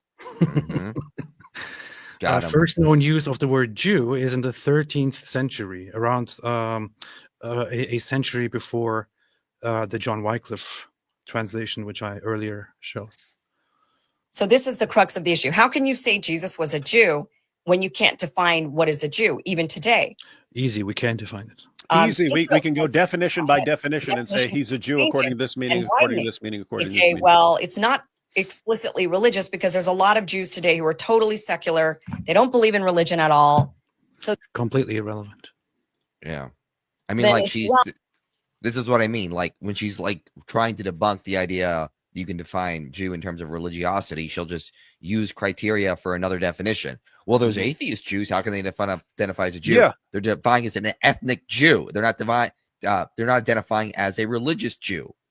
I have to point out, AP, the way she's arguing right now, saying Jesus wasn't a Jew, basically she could argue that no one is a Jew. Yep. No one on the planet is a Exactly. Jew. Because you can say, well, but the word can be used in multiple ways, and if it can be used in multiple ways, then it's absolutely meaningless, and there's no agreed upon definition. Therefore, you can't use the word. Therefore, it applies to no one. That's what she's arguing. Jesus wasn't a Jew because there are no Jews. That's what her argument amounts to, ladies and gentlemen. And the thing is, the stupidest thing I've ever heard. And the thing is, for the sake of the argument, let's grant that nobody can be defined as a Jew. Nobody can be defined as a Jew. However, Kim, if that is the case, then you can also not sit down and say, no, he was definitely not a Jew. And you unfortunately, you did that. Well, because it's more of a culture, it's an ethnicity, but how could it be a culture? It can't possibly be a culture when you've got all these various different cultures. You've got Persian Jews that have completely different culture than Ashkenazi Jews in New York, who have a totally different culture than Ethiopian Jews, right? So they're not even culturally the same. Really? In the culture, the only thing that they would have that is culturally the same would be the religious aspects, which then goes back to, well, then is it a religion? And if it is a religion, then how can all of these non-religious people? It is not just a religion; it is a traditional aspect. It is an ethnic aspect, which, as a word, encompasses a lot of different things, including tradition, religious beliefs, language, and so on. The Jewish communities, independently from each other, preserved aspects of the Hebrew language, no matter where they were, which is how it was also not impossible for Jews to come together and re-establish Hebrew as their common language. They went to Spain and on a religious level spoke Hebrew, but commonly spoke Spanish with a Hebrew influence. in Northern Europe, Western Europe, different places, they spoke local languages with Hebrew influence and Hebrew mixes. While on a religious level, they still maintained Hebrew. Their scholars, their rabbis, continued studying and reading and praying in Hebrew, and so on. All of this was preserved. None of this is relevant at all to the argument here. Guys, I'm trying to, I'm thinking of like other examples. I mean, like of how she's arguing and how insanely stupid it is. It would be like, is so-and-so English? Hey, that guy, is he English? And you say, what do you mean English? What do you mean? English can just mean someone from England. But other people might say, no, he's not really English because his family immigrated there before he was born. And so, yeah, he's born in England. So he's English in that sense.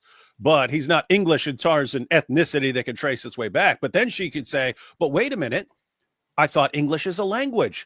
And how can Americans speak English if that's a different part of the world? And therefore it can't apply. And she just, oh, but look, English, oh, it can be a language. Oh, it can mean someone born here. Oh, it can mean someone with a specific lineage. Oh, this doesn't make any sense. It can even refer to a breakfast, English breakfast. Oh my goodness, it's so confusing. Therefore, nothing is English. And anyone who says anyone is English is insane.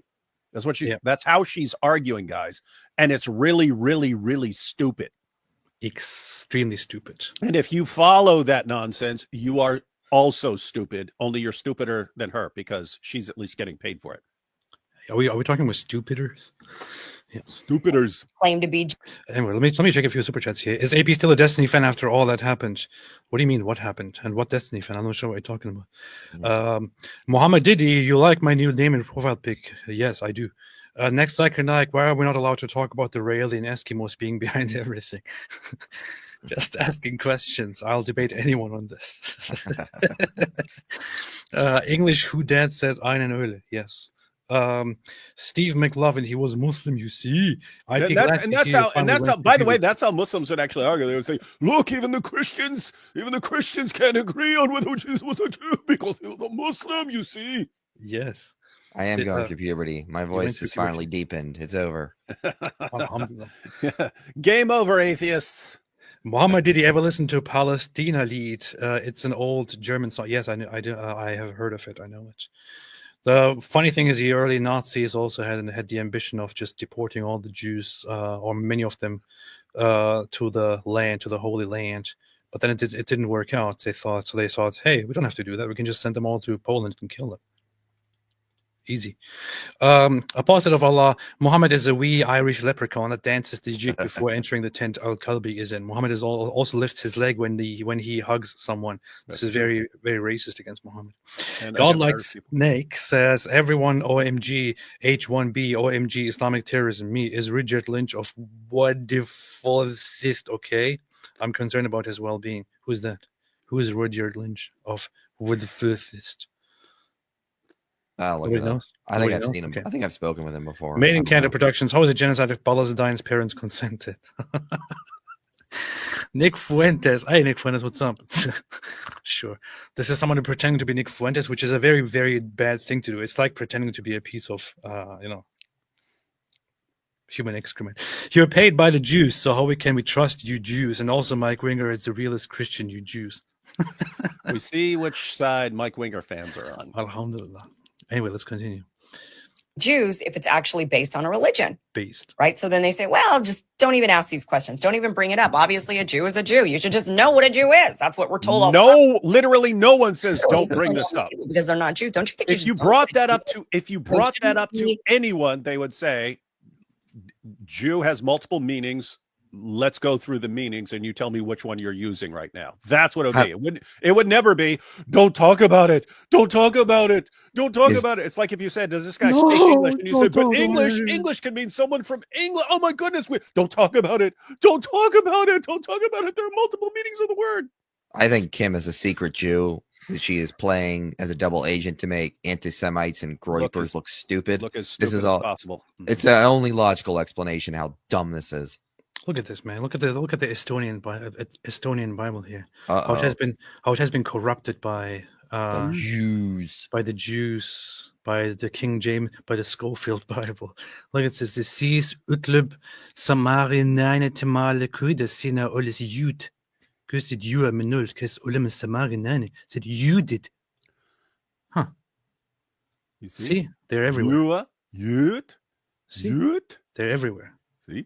Why are they doing this? Why are they doing this to us?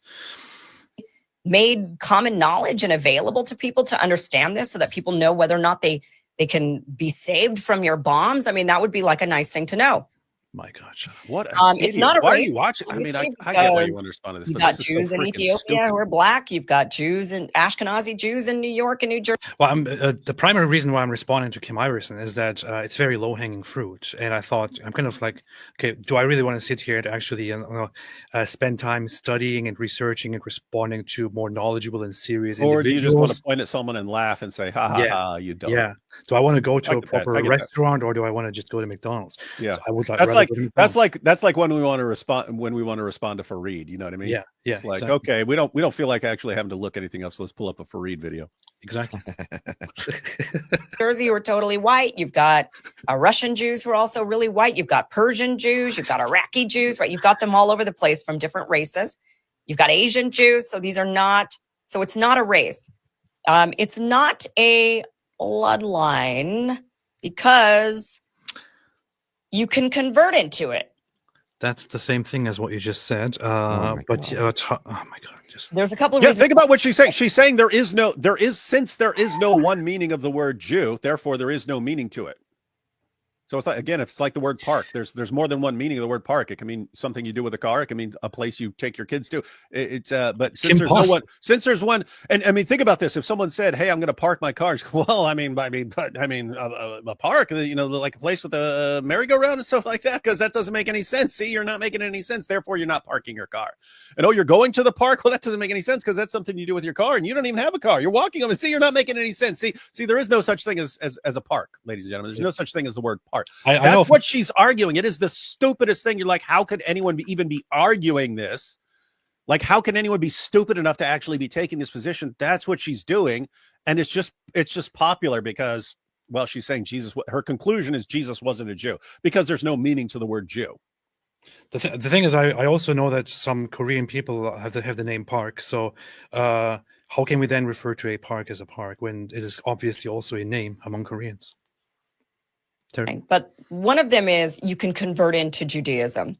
And if you can convert into it, then suddenly you're a Jew. It's clearly not based on bloodline. Also, it can't be strictly bloodline. I can tell you something very simple, Kim. It is called an ethno-religion. Do you know why it's called an ethno? In fact, much of religion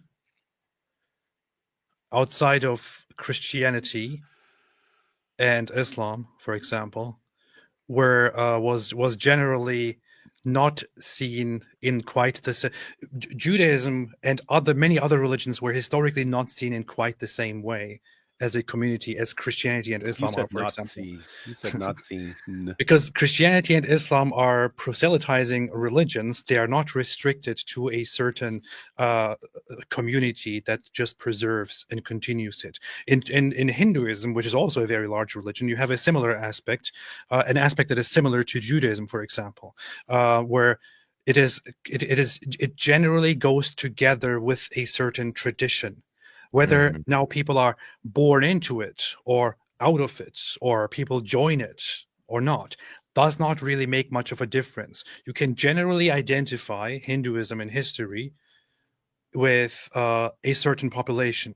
You can generally identify Judaism in history with a certain population. It is an ethno-religion insofar that it is not just a religious belief. It is rather a tradition, a heritage, a tribe, together with religious beliefs, and so on. You have a very, very weird, I wouldn't say weird. It's just if you only look at religion and the definitions of religious communities from a very universal perspective, from an ecumenist perspective, from a Christian perspective, Islamic perspective, a proselytizing perspective, you might not exactly understand what an ethno-religion is, but that is what it is. Jews as a collective, as a community, share a certain tradition, share a heritage, share a history that is very, very much going together with religious beliefs and ethnicity and descent and community. And yes, you can convert into it and also leave it. Doesn't really matter. That is the Jewish community. That is Judaism. And that was also what Judaism was and what Jewishness was in the time of Jesus.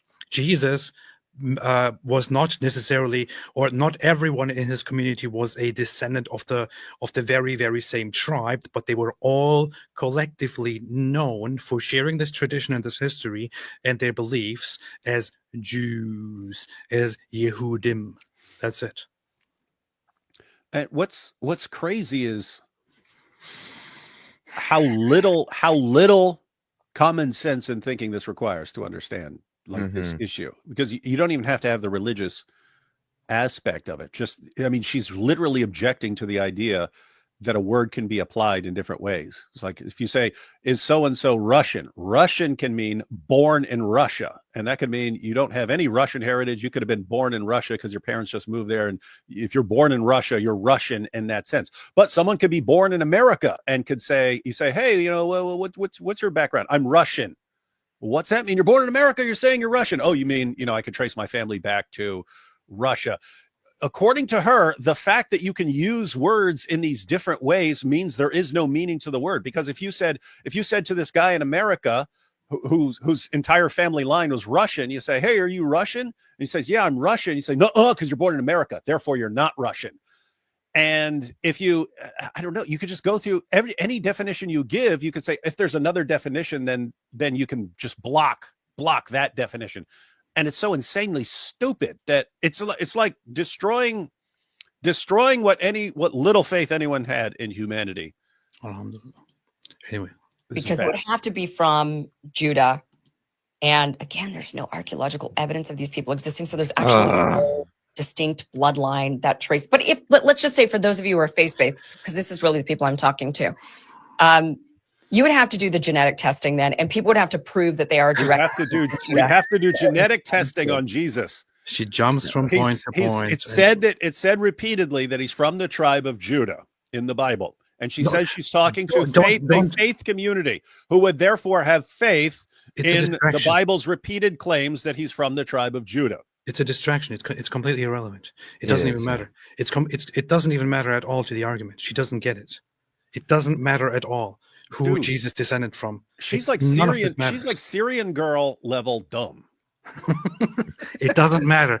At the time of Jesus, the word Jew was used for the collective of people, no matter if they descended from the tribe of Judah or not.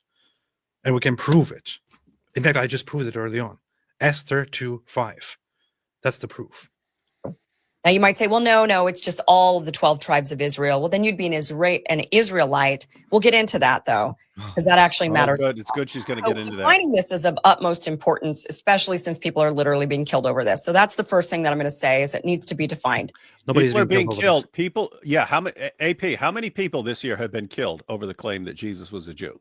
0. Oh, okay. Well, Kim says that's term Jew actually probably maybe 1 or 2. I don't know. Was reserved. So first of all, the word didn't exist. That's not the word. Maybe some people fought so much about this that they had a very, very big disagreement, and they really had this big ego trip and didn't want to accept being wrong, which is why they ended up killing each other. And they were really, really mentally deranged. Those were the only people who were killed over this argument.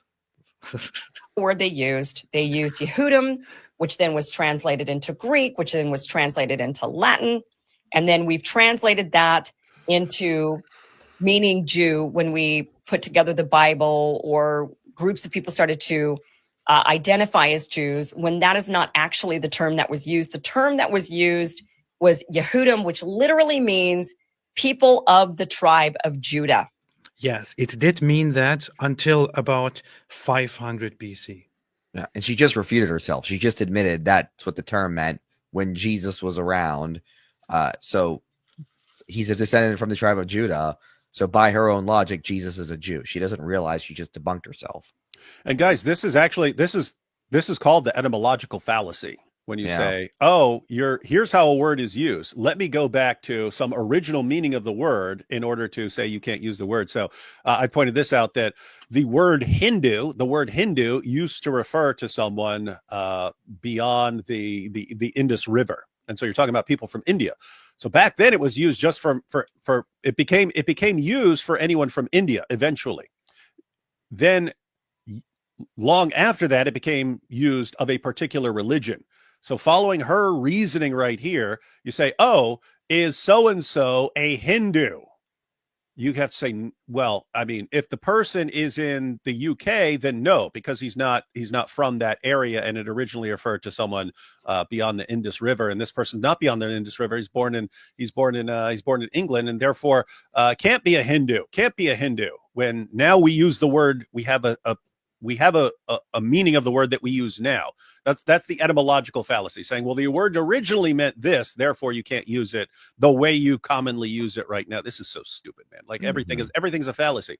Everything is a straw man, etymological fallacy. It's like, gosh, girl, go spend a couple of days learning like basic logic. Yeah. So the idea is not that it was the word Yehudim was exclusively used for the descendants of Judah, of the tribe of Judah. It changed quite early on to be used for all of those in the kingdom, in the Bible, in the kingdom of Judah, and eventually to all of those who generally share the tradition and who are part of the community. That's it. And this happens in the Bible. This happens literally. This is not faith-based. This happens in the Bible, and you can directly, without even believing in the Bible, look at it in history, find the text preserved from the time, and confirm it. Okay, so that is from the tribe. You are a direct bloodline from Judah, and just the line of Judah, forgetting the other 11 tribes of Israel, just the line of Judah. That is what makes you a Yehudim. However, after That's what makes you a Yehudi, not a Yehudim. Yehudim is plural. Yeah. and we have to say, if that's the case, guess what? The Bible says Jesus was from the tribe of Judah. So if you want to say that's your meaning of it, Jesus gets the check mark there. Yep. After the Babylonians and the fall of the first temple, it then was translated into kind of, I guess I should say that the word then kind of grew in the meaning of the word, started to expand to include all the tribes of Israel. So anybody. So wait, when did that happen? You said? When did that happen? You said? She said after the Babylonian captivity. I guess I should. However, after the Babylonians and the fall of the first temple, it then was translated into kind of, I guess I should say that the word then kind of grew in the meaning of the word, started to expand to include all the tribes of Israel. So anybody who was an Israelite was kind of brought into the term Yehudim because those from the tribe of Judah were most prominent. They were the most powerful, and it was actually because they were in the kingdom of Judah. That's it. Because of the separation and the survival of the kingdom of Judah, as opposed to the northern Israelites, and the continuation of the kingdom of Judah and the importance and so on. But IP, do you want to say anything about that? Well, no, she's just refuting herself. If she's admitting that anyone living in that time of that ethnicity could be a Jew, by the time of Jesus, he's obviously a Jew. Yes. What is her problem? Does she not hear herself? She's debunking herself. It's so funny. Yeah. I mean, dude, she's going through all the different meanings of Jew as the meaning change, and Jesus fits every single meaning that she's going through. And you have to get significantly later and narrow the meaning down to say this is the only thing you can mean by this to rule out Jesus as a Jew. But yeah, she's completely destroying her argument because tribe of Judah, check. Was he one of the 12 tribes? Check. Was he from that land? Check. Yeah, Kiel, if he said, "Oh my, no, it's because of the kingdom of Judea," I'm dying inside and embarrassed by proxy. I understand. I understand. That's how I felt when I was watching it live. Yeah. And they were the leadership, really, in the religious, in the Abrahamic monotheism. Kim, please shut up. Please shut Kim, up. Please shut up. guys, I'm sitting here thinking like I've supported women's equality for years, but I'm sitting here thinking her, Syrian girl, Candace. Oh, God, you're making it hard, ladies. You're making it really hard. In fact, while you guys are talking, I'm actually having to deliberately think, no, the double guys are really dumb too. So guys can be this stupid too. Oh yeah. Man, this is really... religious movement. And so people just kind of were put under the umbrella of Yehudism, even if they came from all these very... she just added the ism in English. The Yehudism. Yehudestein Goldbergism. Kim, try to translate that word into English. What does it sound like? Is there an English word that is close to that? Is there an English word that could be close to what you just called Yehudism? Is there? Yehudism. What if we change it to a J because language Yehudaism? No, there probably is no such word. Okay. Yeah. Theism, religious movement. And so people just kind of were put under the umbrella of Yehudism. Look, Yehudaism. For the entirety of my life, I have always been very, very strictly against what appears to be kind of a public bullying or humiliation or something like that. The thing is, I'm really not a fan of it, but when you put yourself out there, some people deserve it. Yeah. And you make yourself a show, and you claim to know better, and you fiercely argue against others and call them out, and then claim to be the correct one and want to lecture people and so on.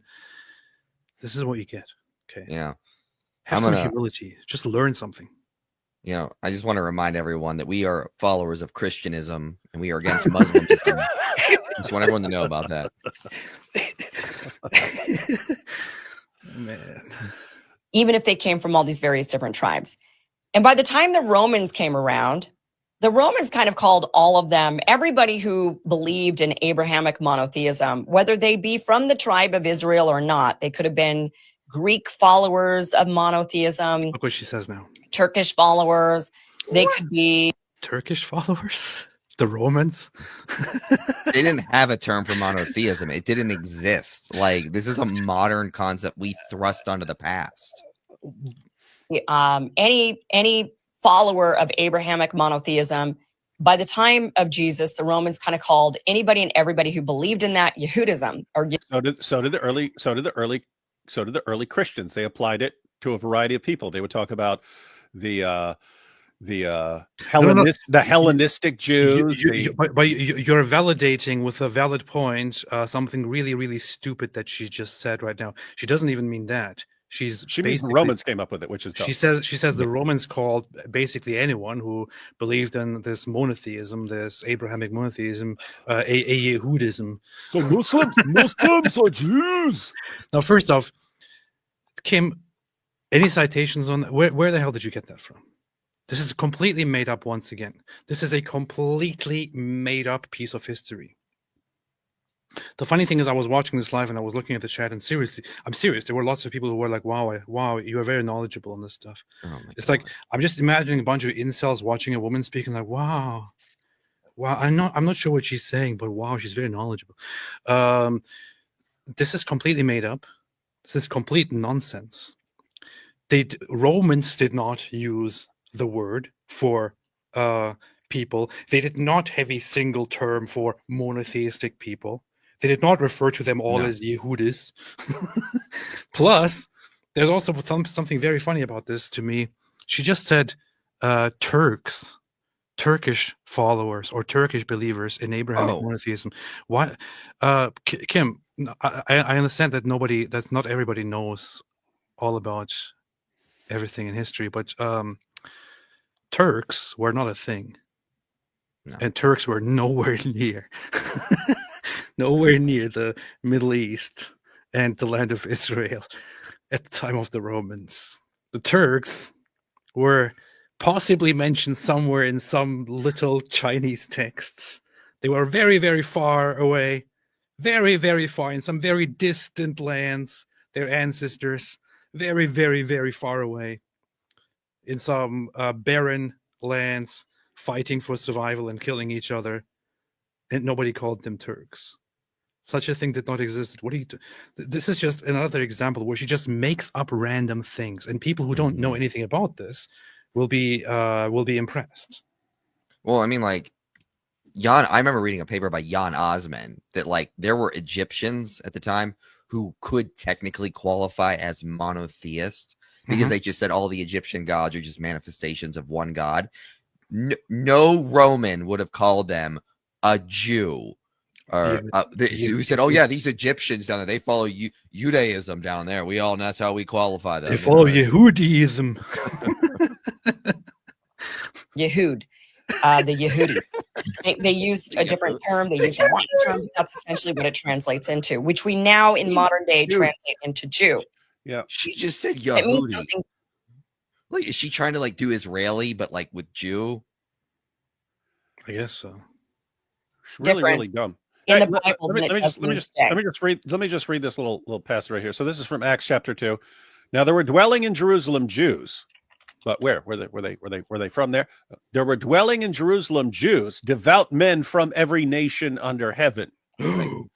Because they were dwelling there, not permanently. They were dwelling there because it was feast time. It was feast time. They would travel to come to Jerusalem. Now there were dwelling in Jerusalem Jews, devout men from every nation under heaven.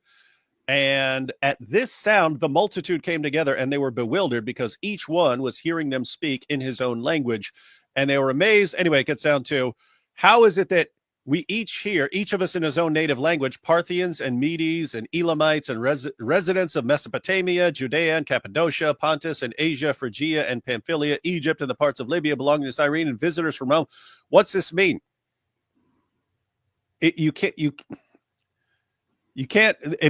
means that according to the Bible, it no longer meant simply someone from the land of Judea. It's saying they came from all kinds of lands.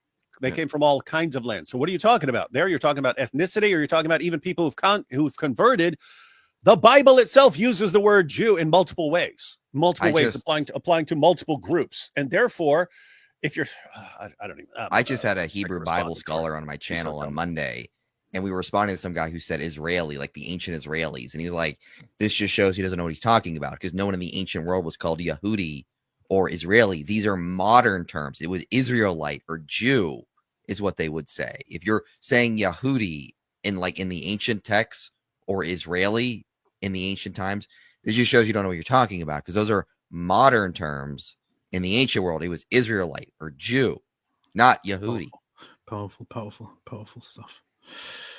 So same word, different meaning. It's like saying Indian, right? There's Indians from India, but we also call Native Americans Indian. So that kind of gets confusing for people. Right, so or she does understand that words can be used in different ways. Involves a lot of different sects, and a lot of Christians would say, look, Mormons aren't really Christians or Catholics aren't really Christians.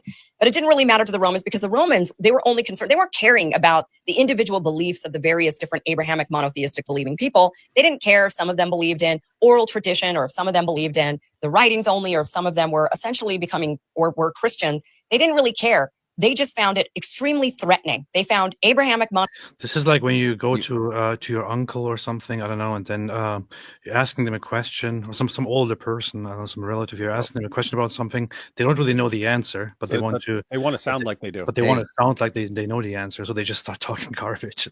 AP, you should do a skit where you are Sheikh Yehudi and you convert to Judaism and you become Sheikh Yehudi. Yeah. Or you could have a debate: Sheikh Yehudi versus Rabbi Yehudi. Yeah. The idea of an almighty God that was above and better than all of the Romans and their emperors was threatened to them. So they had their eye on this group of people, and they called them the Yehudi people, essentially. None of this ever No, happened. they didn't. Nothing. Nope. No. Yeah, she's saying the Romans came up with this. Modern terms, Yehudi. Israeli. These are modern terms. You wouldn't Well, in use those Hebrew, 2,000 years ago. they would say Yehudim. Yeah. An individual would be a Yehudi in Hebrew, but that was only used in Hebrew. Again, in Greek, they had different words for that, different designations for that. In Latin, they had different designations for that. The Romans didn't call them Yehudis. Well, here's the thing. Right. Everything she said has been completely idiotic and made up, with the exception of her saying, okay, it originally would have applied to someone from the tribe of Judah, then later on expanded in meaning to meaning from anyone from the 12 tribes. But those things work against her. The only things that she has said correctly, because she looked it up on Wikipedia, the only things that she's gotten right are things that go against her. And everything else that she's claiming supports her is just completely made up nonsense. Alhamdulillah. Okay, so yeah, Yehudi is ancient in Hebrew, so I was wrong about that. But I mean, Yeah. like, it's like the Romans came up with that? No, that's not. It's not. Yeah, the Romans referred to Jews as Judai. The Greeks as Judaioi. So that's the plural. Yeah. That's it. Not Yehudi. People of the tribe of Judah is what it originally meant back in the day of Abraham or beyond Abraham. And by the way, Abraham was not a Jew. How do you explain that? Who was the first Jew? What in the world does this have to do with the topic, Kim? Judah was the first Jew. Abraham wasn't a Jew. Isaac wasn't a Jew, but Judah was a Jew. No, And all of Judah's offspring were. And by the way, guys, I have to tell you, like, Adam was not a Jew, obviously. So whatever you're talking about, and let's talk about Noah. Let's talk about Noah for a second here. Judes, we should say, was the first. What did she say?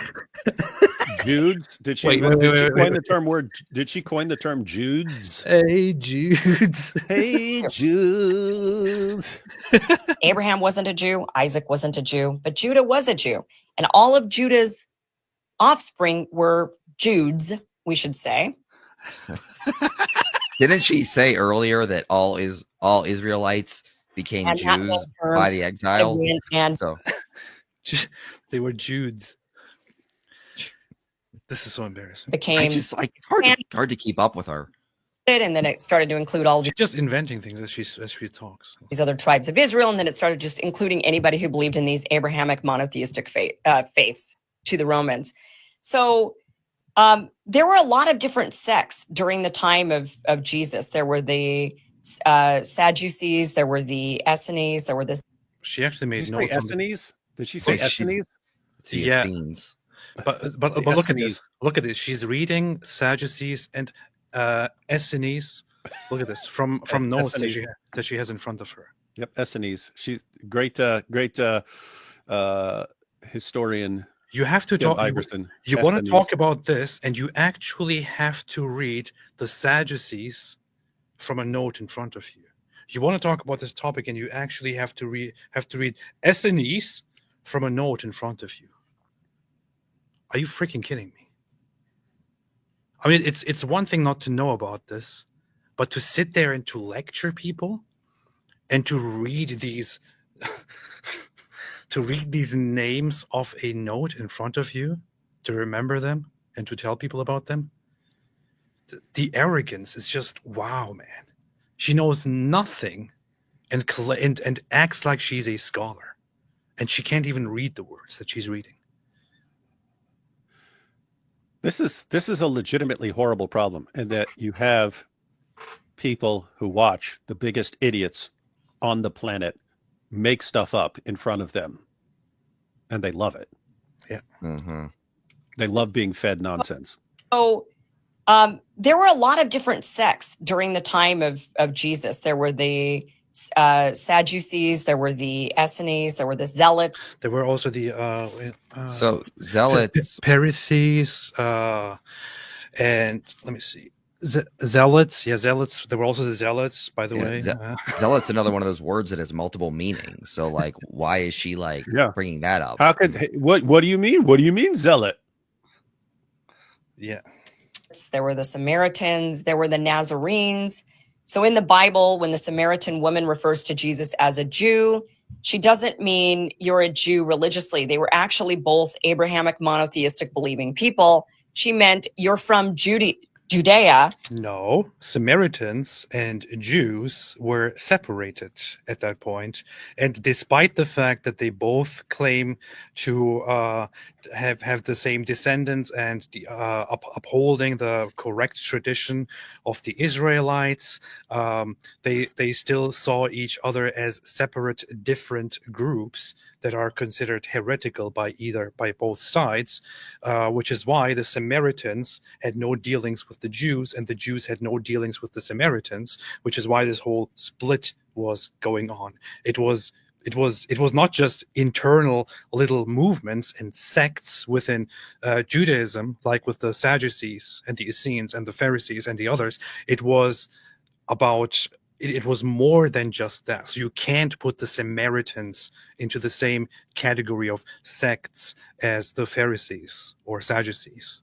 The problem with her is she is so all over the place. It's hard to keep up with her. Like when she says like Judaism, you have to stop and go, wait, what? But then she's already on to like another topic. Yeah. And you're like getting confused and lost in the weeds because nothing she says is making any sense. It's hard to like follow her. But she sounds confident in everything she's saying. It's like this is a perfect parallel to Dawa, spouting complete nonsense, but sounding confident while you're saying it, and that's all that matters. Dunning-Kruger effect. This is basically what it is. This is on display. This is the Dunning-Kruger effect on display right here. That's what she's doing. And I'm from Samaria, and our two regions are at war, and It was not region, and they were also not at war. No. Kim. Yes, there was the big war. There was the Great War. It was not about regions. It was about heritage and belief and history. That's what it was about. At some point, it was about a split, a regional split. At this point that we're talking about in John 4, for example, it is not about just being from Samaria or there was no thing like, oh, you live. Wait a minute, where do you live? I live in Samaria. Okay, I can't talk to you. That's not what this was about. Mm-hmm. we don't like each other. Why are you talking to me? And that is where that comes from. It's not you're a Jew and I'm not a Jew. It's not you're an ethnic Jew. It was you are from this region that we are outcast from. We don't have dealings with. I'm from a different region. We don't cross paths. It's kind of like the Israelis and the Palestinians, right? We don't cross paths. We don't like each other. So I can guarantee to you that she has never been to Israel. She has never been near this place. She has no idea how these people interact. She has no idea what's going on over there. And I just have to say, if she's acknowledging that is a meaning of the word Jew, hey, you're from over there, I'm from over here, so you're a Jew, then Jesus would be a Jew in that sense, right, Kim? He'd be a Jew in that sense. And if you mean a descendant of the tribe of Judah, well, the Bible says that was Jesus, so he would be a Jew in that sense. So what you should be saying, Kim, if you wanted to not sound like the biggest idiot we've ever heard from in our entire lives, is something along the lines of, here are the various ways the term Jew is used. According to this meaning, Jesus is a Jew. According to this meaning, Jesus is a Jew. According to this meaning, Jesus is a Jew. According to this meaning, Jesus is a Jew. According to this meaning, Jesus wouldn't be a Jew. And so let me say that Jesus wasn't a Jew if that's what you mean by the word Jew. But if you mean any of these other things, he's a Jew. Say something like that, and you wouldn't sound like the biggest idiot we've ever heard from. Powerful stuff. So no such thing is happening, by the way, in Israel, in the land of Israel. People are not saying, "Oh, wait a minute, you're Israeli, you're Jewish, I am Palestinian. We cannot talk to each other." The so-called Palestinians, Arabs in Israel are living there and working there and going to school there and being in politics there, working in the police force, working as doctors, being a part of society. None of this is happening. This has nothing to do at all with what was going on at the time. Samaritans were not called Jews. Samaritans also did not call themselves Jews. I think what Samaritan means protector or preserver or something like that. And they called themselves first just children of Israel or Israelites, and later came to be known or had the self-designation of Samaritans, as we as a community preserve the real the real heritage and the teachings of Israel. And the others who are not part of them, the other Israelites, were at that time referred to as the Jews. That's the difference. The Samaritans were not referred to as Jews. Correct. Samaritans means keepers. Alhamdulillah. Why are you even talking to me? That is what that was referring to. It wasn't meaning you are a Jew ethnically. They were actually the same. The Didn't she just say the opposite? Samaritans, in fact, viewed themselves as the true Jews, and they actually viewed No. They viewed themselves as the descendants of Ephraim. So as the remnants and the inheritors of the kingdom of Samaria, or the northern kingdom of Israel. So like today, Samaritans would not call themselves Jews because they were not Israelites who went south and became part of the kingdom of Judah. Many did. That mentions them in Kings, Chronicles. Luke talks about a prophetess of the tribe of Asher down there. So yeah, like the Israelites who moved south and lived there called themselves Jews, but the ones that were in the north call themselves Samaritans. Now they're both Israelites, but they're not the same. If we did a thing here, take a shot whenever she says something wrong, we would be dead by now, I guess. We would be dead. I mean, like, we would not survive. It's just very weird because like the Samaritans would consider that an insult. They're not going to say we're the true Jews. Or the true believers of the Abrahamic monotheistic faith. They believed that their version of Abrahamic monotheism was the correct version. They believed that the Pharisaic version, which was the most prominent version. Did she just say Pharisaic? Faith, they believed that their version of Abrahamic monotheism was the correct version. They believed that the Pharisaic version, which was the most prominent version, Wait a minute. What? Is that a word? Pharisaic? She just said Pharisaic version? It would be Pharisaic. It would be Pharisaic. It wouldn't be Pharisaic. Pharisaic sounds like parasitic. Is she confusing it with parasite and parasitic? And once again, Look, she's looking at this whole thing from a completely wrong lens, as if it was just all about faith, and they have the right faith and they have the wrong faith, and they believe in this and they believe in that.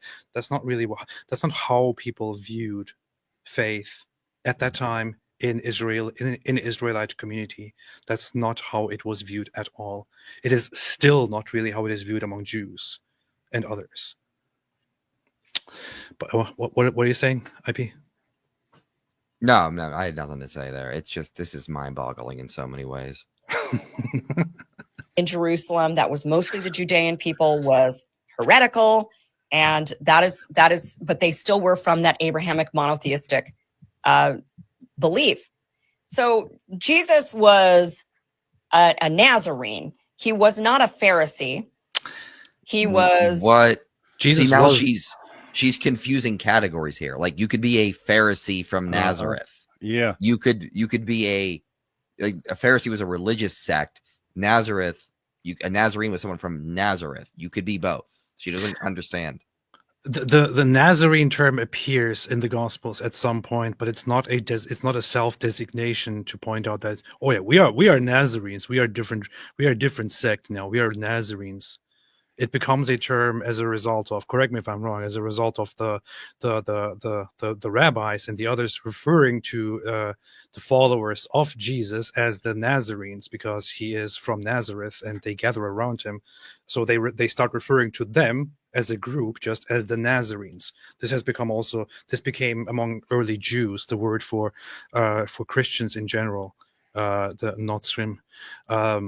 But this is not a self-designation of a sect or anything like that. Well, it's also a word that can't mean anything because it can, on the one hand, have the meaning that it's from someone from Nazareth, but it later came to, as an early term for a follower of Jesus from Nazareth. And so therefore it had different meanings, and therefore there's no meaning to it. Because if you go with one, then she can always say, well, what about the other? And therefore it has no meaning. And so you can't call anyone a Nazarene. Powerful, Yeah. powerful. Jesus was part of the very same Jewish community that he was around. Paul even explicitly says in his writings that he is a Pharisee. He says that he is a Pharisee of Pharisees, and so on. Yeah, when IP was talking about a problem in categories here, what she just said would be like saying, "Oh, he can't be a Democrat because he's a New Yorker." Yeah. Like what are you talking about? New York refers to a specific place, and Democrat refers to like a political ideology. It's like you could be both, or you could be neither, or you could be one but not the other.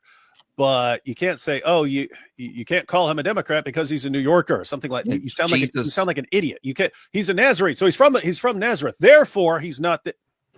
Yeah, Jesus wasn't part of Yehudism. He was part of Nazarism. That's where he's from, guys. Kim Iversen is a complete idiot. I mean, like bottom of the barrel, dumbest of the dumb. Remember, this is the girl that had like on Daniel Hakikachu and let him just go on about child marriage for like several minutes, and she's just like completely clueless on the research and everything. Like, this is who we're talking about here. I have seen over the last year or so lots of other people who are often from the Gropers and others who act like, oh, the Pharisees, yeah, the Pharisees were the evil ones and the Pharisees were the bad guys, and the Pharisees, they're basically the Talmudic Jews now, and the Pharisees, bad Pharisees, Jesus was against the Pharisees, and so on. They don't really seem to have a grasp on what Pharisee was actually in reference to, and you have here, for example, in Acts 23:6. One of my favorite passages in the Bible. Paul is hilarious right here, guys. So let me just give the background. So Paul gets brought in before you had these two competing groups, the Pharisees and the Sadducees. And the Pharisees believed in like the resurrection of the dead and so on. The Sadducees didn't. All these guys had a problem with the Apostle Paul for following Jesus by this point. So he gets brought in, and they're going to decide how to handle the Apostle Paul. And he walks in knowing one group, the Pharisees, that's his background, believes in the resurrection. The Sadducees don't. He says, guys, I'm in trouble right now because I'm a Pharisee, descended from Pharisees. I'm on trial because I have hope in the resurrection of the dead. Which is true. He's speaking the truth. He believes Jesus rose from the dead, and therefore he's going to follow Jesus and so on.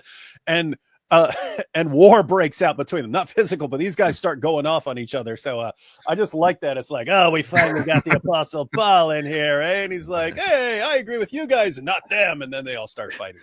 Really funny, classic Paul. But here you have it. Paul himself doesn't say I'm a Nazarene. How dare you call me Pharisee? You bunch of Pharisaic people. I'm not a Pharisaic person. I'm a Nazarene. Pharisaic. He says, then Paul, then Paul, knowing that some of them were Sadducees and the others Pharisees, called out in the Sanhedrin, my brothers, I am a Pharisee, descendant from Pharisees. I stand on trial because of the hope of the resurrection of the dead, which was a big controversy among Pharisees and Sadducees.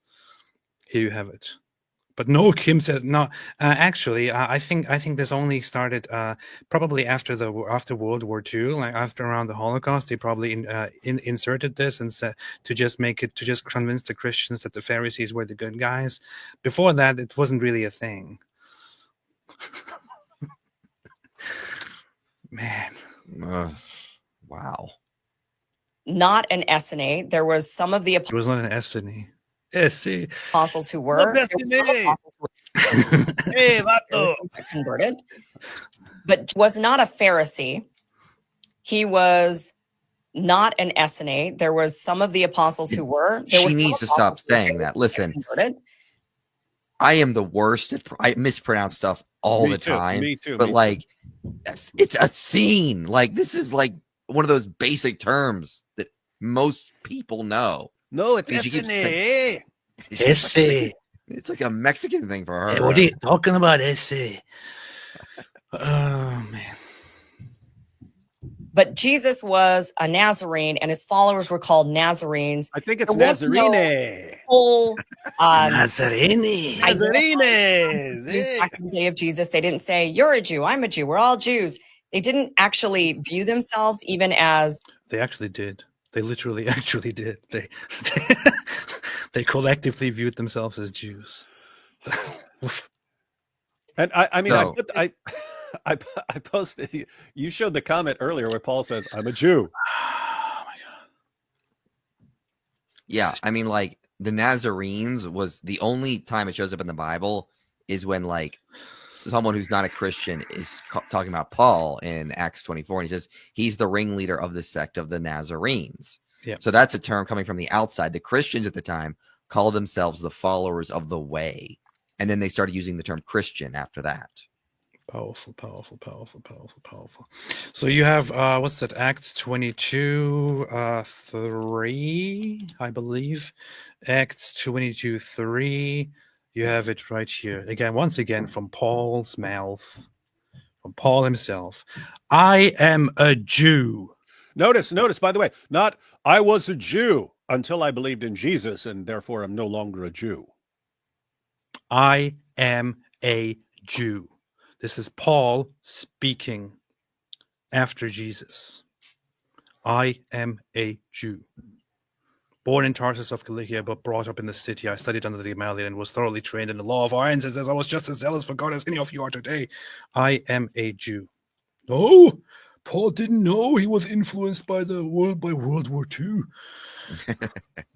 People, that was something the Romans called them, but they did not identify with one another. They did not feel like they had any sort of affinity with one another. That just wasn't actually a thing back in the time of Jesus. So stupid. She's completely making this up. Mhm. Yes, it was. Yes, it literally was. She's probably the only person ever who has said these words. I've never heard this from anybody else. She's making it up on the spot here. What an idiot. So there were these different sects. The Romans didn't care about the different sects. They just were worried about these people rising up and worshiping an almighty God. They were worried about an average everyday man named Jesus that people were starting to. Not to be nitpicking here, but the Romans actually did kind of care about the they did had dealings with the Sadducees and kind of wanted to assert control over the Jewish population through the Sadducees, who were seen as the elite. There in were a lot of them charge. were very Yeah. rich. Yeah. Yeah. Worship, and that's what their concern was. But today's modern Jews, and when we say Jews, what we actually mean are rabbinic, how do you say it? It's rabbinic Judaism. These What is whoa, where does she who's the we here when she says what we mean? Who in the blue hell are you talking about here? If you want to say that's what you mean, fine. Don't say that's what we mean now. I'm kind of stuck more on the fact that you speak for no one, you giant clown. I'm stuck more on the fact that she's trying to figure out how to say rabbinic here. I mean, I so miss now you. when we're talking about, the rabbinices, What are they called? the rabbinicenes, Judaeus, Rabbinic what we mean. Yehuisms. Yeah. And when we say Jews, what we actually mean are rabbinic, how do you say it? It's Rabbinic Yehudisms. The rabbinic rabbinicism. Judaism. Pharisaic, The Pharisee. rabbinitic, This Judaism. Judaism, the Pharisee sect that survived after the fall of the Second Temple. But there was another sect. You're almost correct. Rabbinic Judaism evolved from the Pharisaic Judaism. They are not the Pharisees. They evolved from the Pharisees. That's it. Of Mhm. what you would, I guess, call Judaism that survived, and that would have been the Nazarenes. We today call the Nazarene sect of Judaism Christians, and we call the Pharisees Jews. Christians themselves, the followers of Jesus, still call themselves Jews for a What- while. What about Messianic Jews? Like there are people who are Christian and they identify as Messianic Jews. Are they now Nazarene She literally- rabbinic Pharisees? She just said we call the Pharisees now Jews. So now we're finally getting to what her actual position is. It's the only people that we should reserve the term Jew for the modern descendants of the Pharisees. And that's the only people we can apply the term to. You know what's funny? She's acting like, Jesus and his followers, they were different. They were different from this Pharisaic sect. From this Pharisaic sect, and they were following different. And Jesus was preaching different things, and these were sects against each other, and so on. It's very funny because this reminds me of a certain passage in. Where was that? Where is that? Where is that? Where is that? Where is that? Pharisees. Here. Matthew 23. This is actually a very, very nice passage on what Jesus' position on Jewish practices and Jewish leadership actually was at this time. So Matthew 23, you see here, if we went by Kim's explanation, you would probably think, Jesus is speaking against the Pharisees, against the Pharisaic practices and beliefs, and preaching his own sect and something like that. Look what he says. Then Jesus said to the crowds and to his disciples, the teachers of the law and the Pharisees sit in Moses' seat. So you must be careful to do everything they tell you. Is he saying, oh yeah, they know that preaching a bunch of nonsense? There's a different sect. We don't do that. No, you must be careful to do everything they tell you, but do not do what they do. So his problem here is not with what they preach, it's with how they act. But do not do what they do, for they do not practice what they preach. They tie up heavy, cumbersome loads and put them on other people's shoulders, but they themselves are not willing to lift a finger to move them. Everything they do is done for people to see. They make their phylacteries. By the way, you have to love that everything they do is done for people to see. His main condemnation, and this goes back especially to the Sermon on the Mount and so on, where he warns people don't fast in order to be seen by others. Don't pray in order to be seen by others. Don't give to charity in order to be seen by others. But it's just funny because all the criticisms that he raises against the Pharisees, the people that it applies to most nowadays is Muslims, right? Like that they have to go and block intersections to pray. They have to. They want the entire world to look at them and say, "Well, they're fasting." Everything is done for a show, and it's interesting because at the very least, Pharisees would say, "Well, we don't care what you say. We don't have to listen to you." Muslims, we love and respect Jesus. We love and respect Jesus more than Christians. But we do the exact opposite of what he commanded. Powerful, powerful. So everything they do is done for people to see. They make their phylacteries. What is phylacteries here, Kim? What is phylacteries? What do you think that is, Kim? It even has an explanation here. That is boxes containing scripture verses worn on forehead and arm, also known as the tefillin, which evolved over time in different ways. It probably didn't look exactly like this in Jesus's time. Probably looked slightly different, but it's basically this, which you will also see Jews wearing today in different ways. So this is not something that the rabbitic Yehudiisms just developed over time. It is a practice that was around in Jesus's time as well, which he did not rebuke.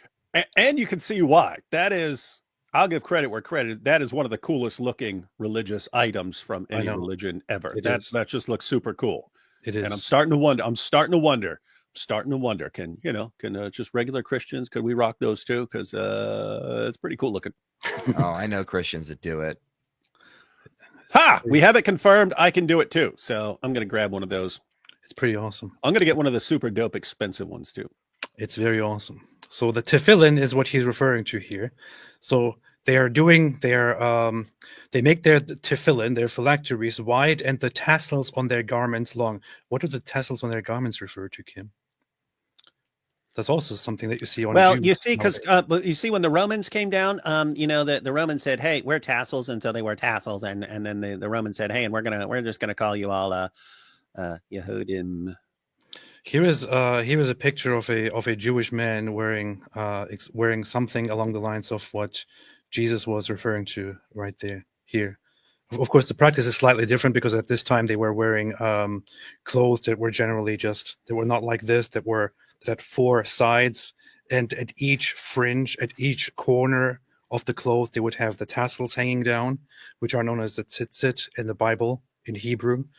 Nowadays, it is implemented in different ways, but that is what he's referring to. So they make their phylacteries wide and tassels on their garments long. They love the place of honor at the banquets and the most important seats in the synagogues. They love to be greeted with respect in the marketplaces and to be called rabbi by others. So and so on. So here is Jesus telling the Jews around him, not that the Pharisees, they are a different sect, they preach these things, we don't believe in those, we have to follow Nazarism. In Nazarism, we don't do those things, we have different beliefs. He was literally telling them to do what the Pharisees say, just not do what they do, because they're being hypocritical. But no, Kim says they are a different sect. So today, when we say Jesus was a Jew, what people are trying to tell you is that Jesus was a Pharisee, but he wasn't a Pharisee because they're equating. Oh, Lord. No one is saying that. Like, no one is trying to do that.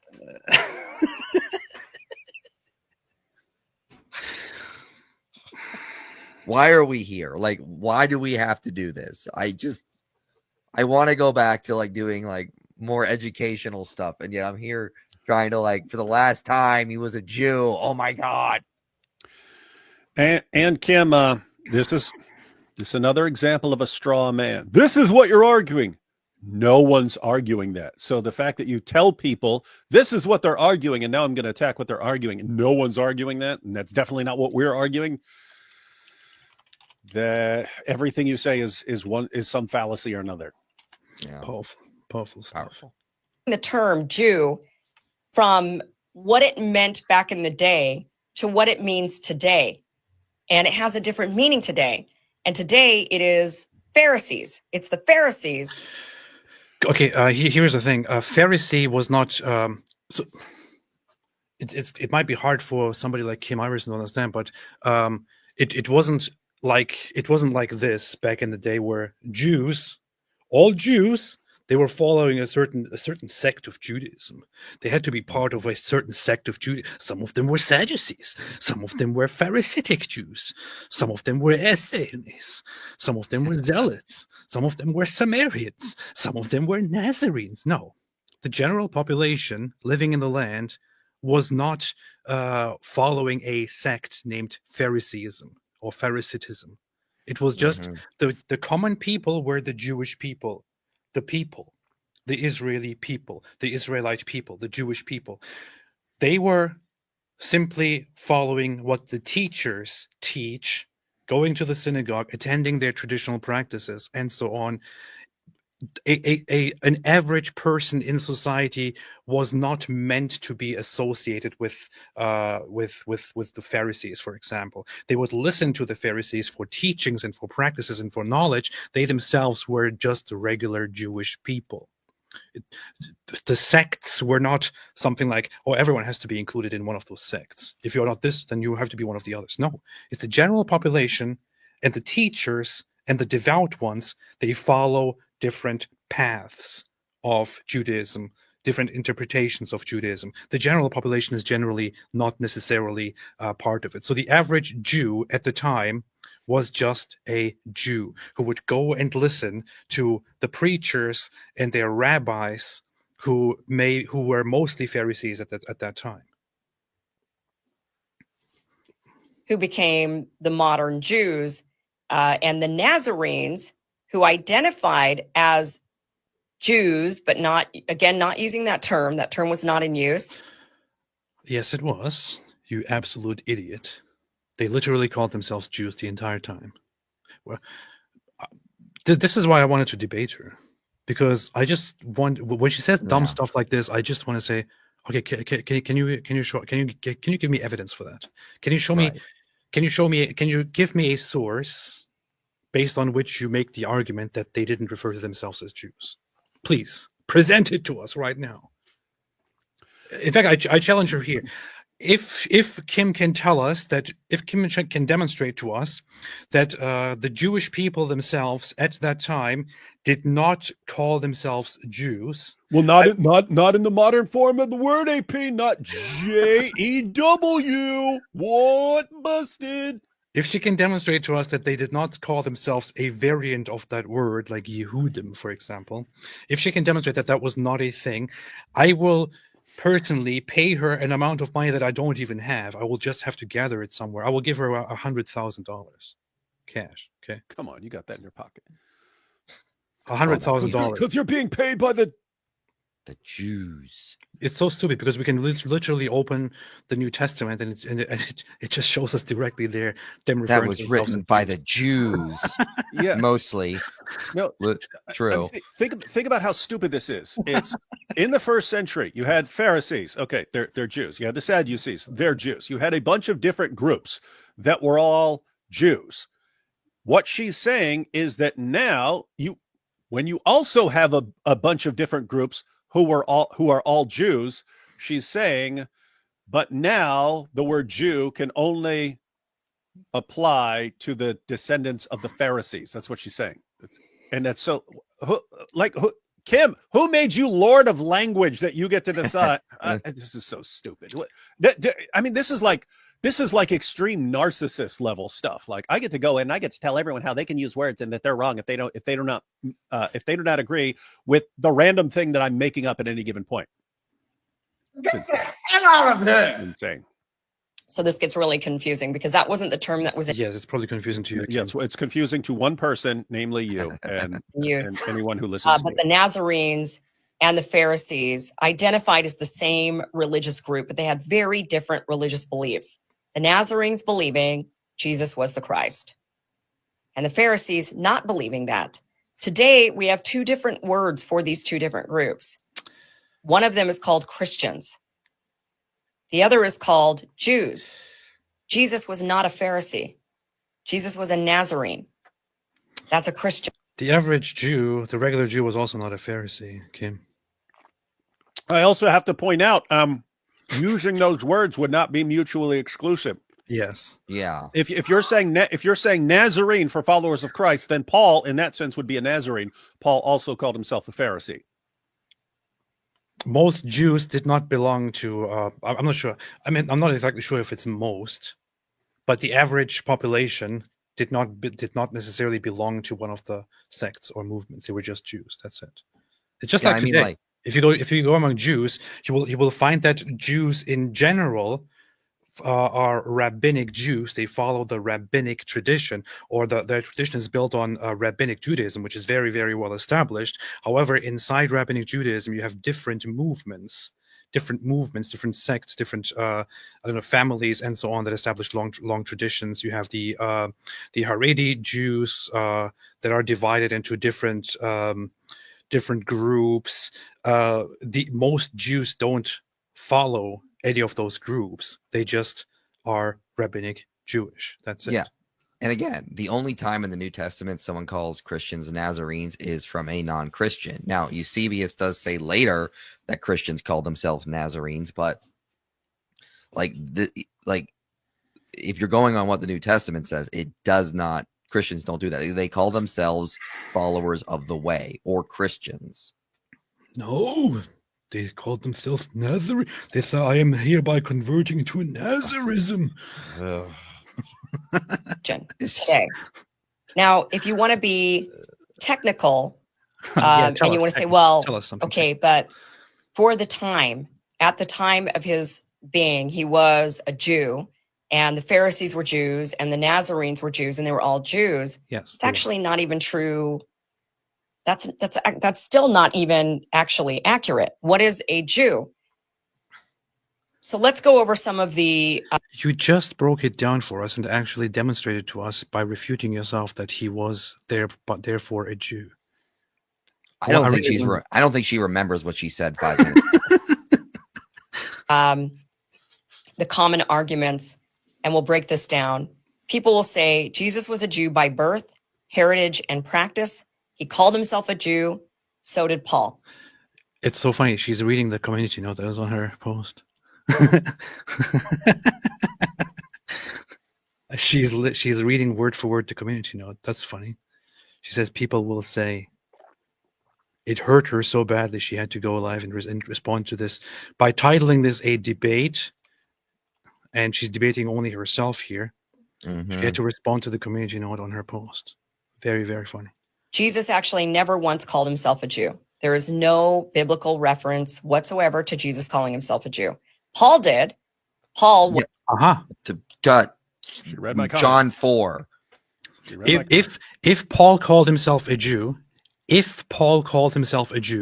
Kim, by your definition, then so did Jesus.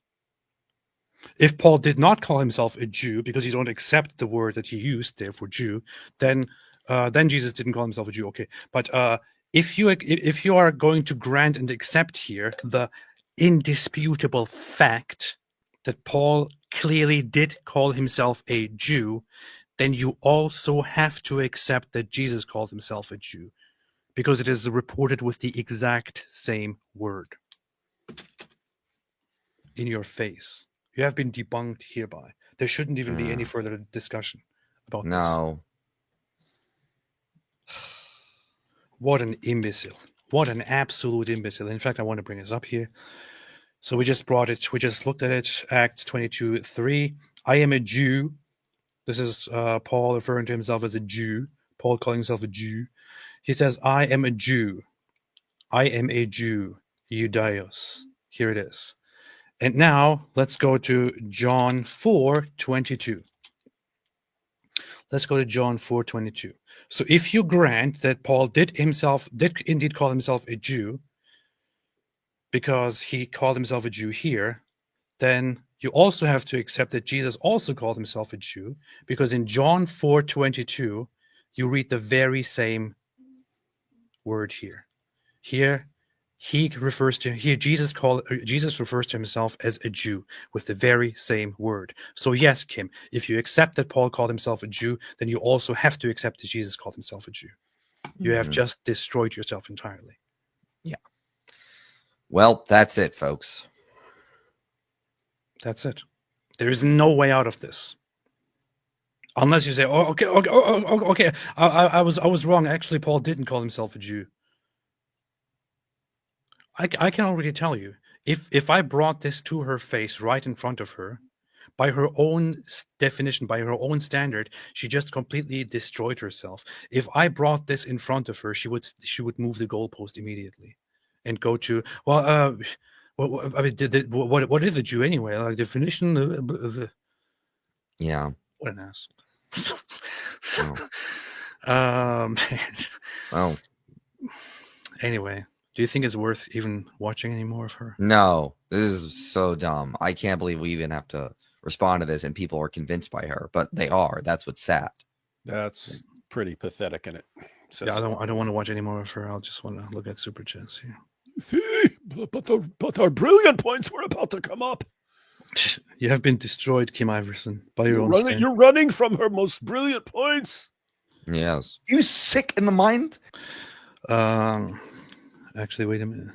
Wrong sound here. Where's it? You're finished already. Look at me. Look at me. You know you're done. Powerful.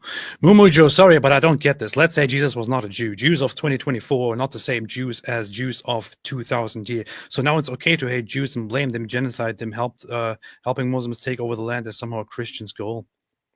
None of it makes any sense, Mumu Joe. Don't try to understand it. None of it makes any sense. Indorm, do a Westhoff and use the Codex Sinaiticus to prove that Jesus was a Jew. It's even older. She will not accept it. Actually, I was going to say she will not accept that Jesus was called a Jew, because she will say that the word used for Jesus or for Jew at that time is not the same as the English word Jew, but she just granted that Paul called himself a Jew. It's the very same word.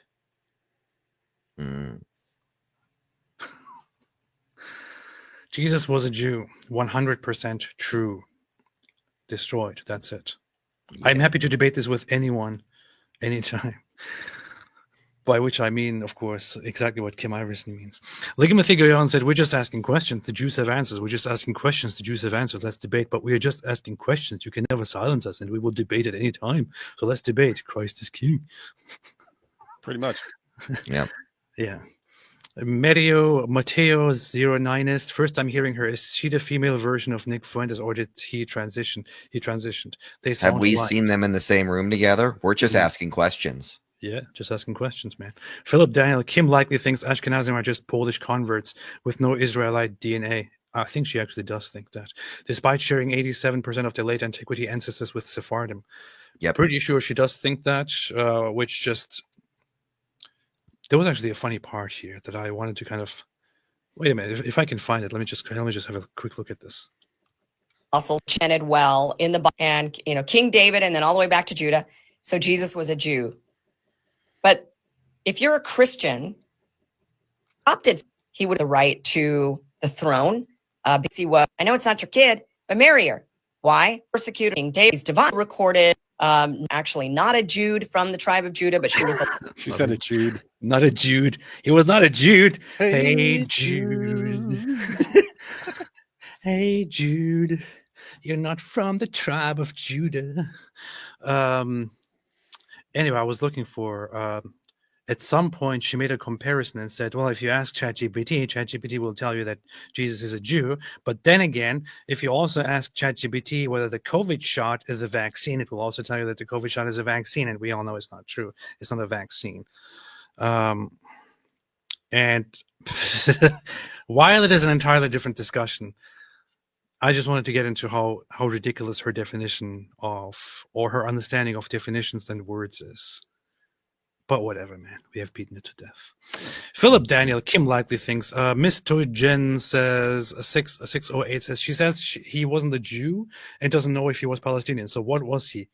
Not a Christian. That word didn't exist during his time. Just a Galilean, a Bethlehemite, pure stupidity in England. Well, he was a Nazarenist. That's what he was. As opposed to a Yehudismist. Obey. Jesus said, be my witness in Jerusalem and in all Palestine. Duh. Philip Daniel, Jews have always called ourselves Israel, by the way. True. Cat Lady says, Jews, Pharisees, so she proves we're from here. Oopsie. Yep, that's what she does. Herbert, AP killed me. I lived in his window seal. Brutal. Oh, that's her. Hey, Herbert, what's up, man? It's my cricket Herbert. Nomadicus gifted 5 memberships. Should get back to work, said Andrew Gold. Said Israeli Hasidic Jews, although 20% of pop push Israel into war as voting bloc, comparing to Muslim influence on UK politics. Thoughts? He said that. I would like to see him say that, because it's not really true. That's not really what's happening here. But yeah. Celeria Rosencross said, thanks, Nomadicus, for the membership. And thank you, AP. Nomadicus, my laptop keyboard is dying. Yes. Thank you, Nomadicus, for gifting memberships. Nomadicus, love you guys. Excellent share, David. God has used IP in part with others to get me out of NAR and into a solid Bible church. 1, 2. Nice. What is NAR? That's like Christian nationalism stuff. Ew. Brother.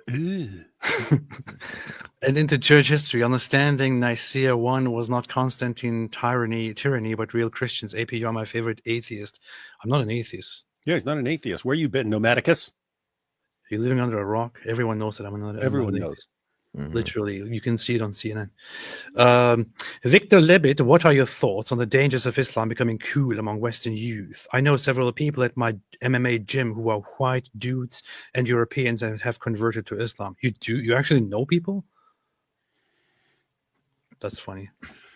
Yeah, it's that's a thing now, because you've got a population in the world that is addicted to attention and will do anything for attention. And one easy way to get attention is to become a Muslim. You get instant attention, tons of it. You get tons of attention from the Muslim community, and simultaneously, ladies and gentlemen, and this is significant, also being a victim is super cool nowadays. Everyone's like striving to show that they're a victim in some way or another. So convert to Islam, you instantly get tons of attention, and you get victim status, because there's so many Islamophobes out there. So anyway, you get a bunch of people addicted to attention and say, Here's a way to get tons of attention instantly, and as an added bonus, you can be a victim too. Converts, instant converts, but they're going to be shallow. They're going to be kind of shallow. They're going to be kind of shallow converts. I love being a victim. Being a victim is beast. Yeah. Beralil Troll says, what happens if you make up a drink with orange juice? You get Pulp Fiction. Exactly. Yes. Michelle Animal Fad said, hey, Michelle, what's up? Conspiracies with Kim and Candace, the new moronic show ignoring all history. Coming soon to YouTube. Yeshua is Messiah and a Jew. Alhamdulillah. Thank you. I made this meme earlier. I was very proud of it when I made it. I don't know if you've seen it, David. I wanted to go back to making memes. So yeah, I saw that. That was a pretty good one. Yeah. Die kafir, Allahu Akbar. Allahu Akbar. Let me guess. Iranian? How convenient. You can't fool me, Zionist. That's basically the reaction that she gave yesterday. That's reaction, yeah. Any jihadi right now who goes out and says, I must slaughter people in the name of Allah to support ISIS. She goes, come on, liar. You know you're put up to this by the U. We know exactly who's doing this. How convenient. Right now? Yeah, right. That's actually going around right now. It's the Tesla guy, and the New Orleans guy both were at Fort Bragg at one point. And so people are pointing out, you see, this is clearly from the U.S. military. Really, the U.S. military sent in 2 people knowing that they would be identified as people who are both at Fort Bragg. Aside from that, you have one was a Green Beret at Fort Bragg. My grandfather was a Green Beret at Fort Bragg. So now I'm connected to this. If I did something tomorrow, you could connect me to the plot. Isn't that one of the most common places to send to? That's Green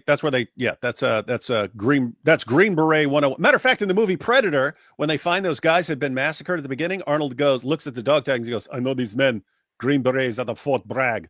Right. So that's it. And by the way, the other one guy was one guy was some sort of like office nerd, and the other guy's a Green Beret, but they're both in Fort Bragg. And so they're detecting military plot here. Only problem is the military sent in guys that could easily be identified as a Green Beret and some other guy, some office guy, but they've both been at Fort Bragg. So you see military conspiracy here. Just the military's really big. Guys, if you want to know how stupid this sounds to anyone who's like thinking about this, if the U.S. military decided to blow up a Cybertruck in front of a Trump building, could they do that without the person being identified as a Green Beret from Fort Bragg?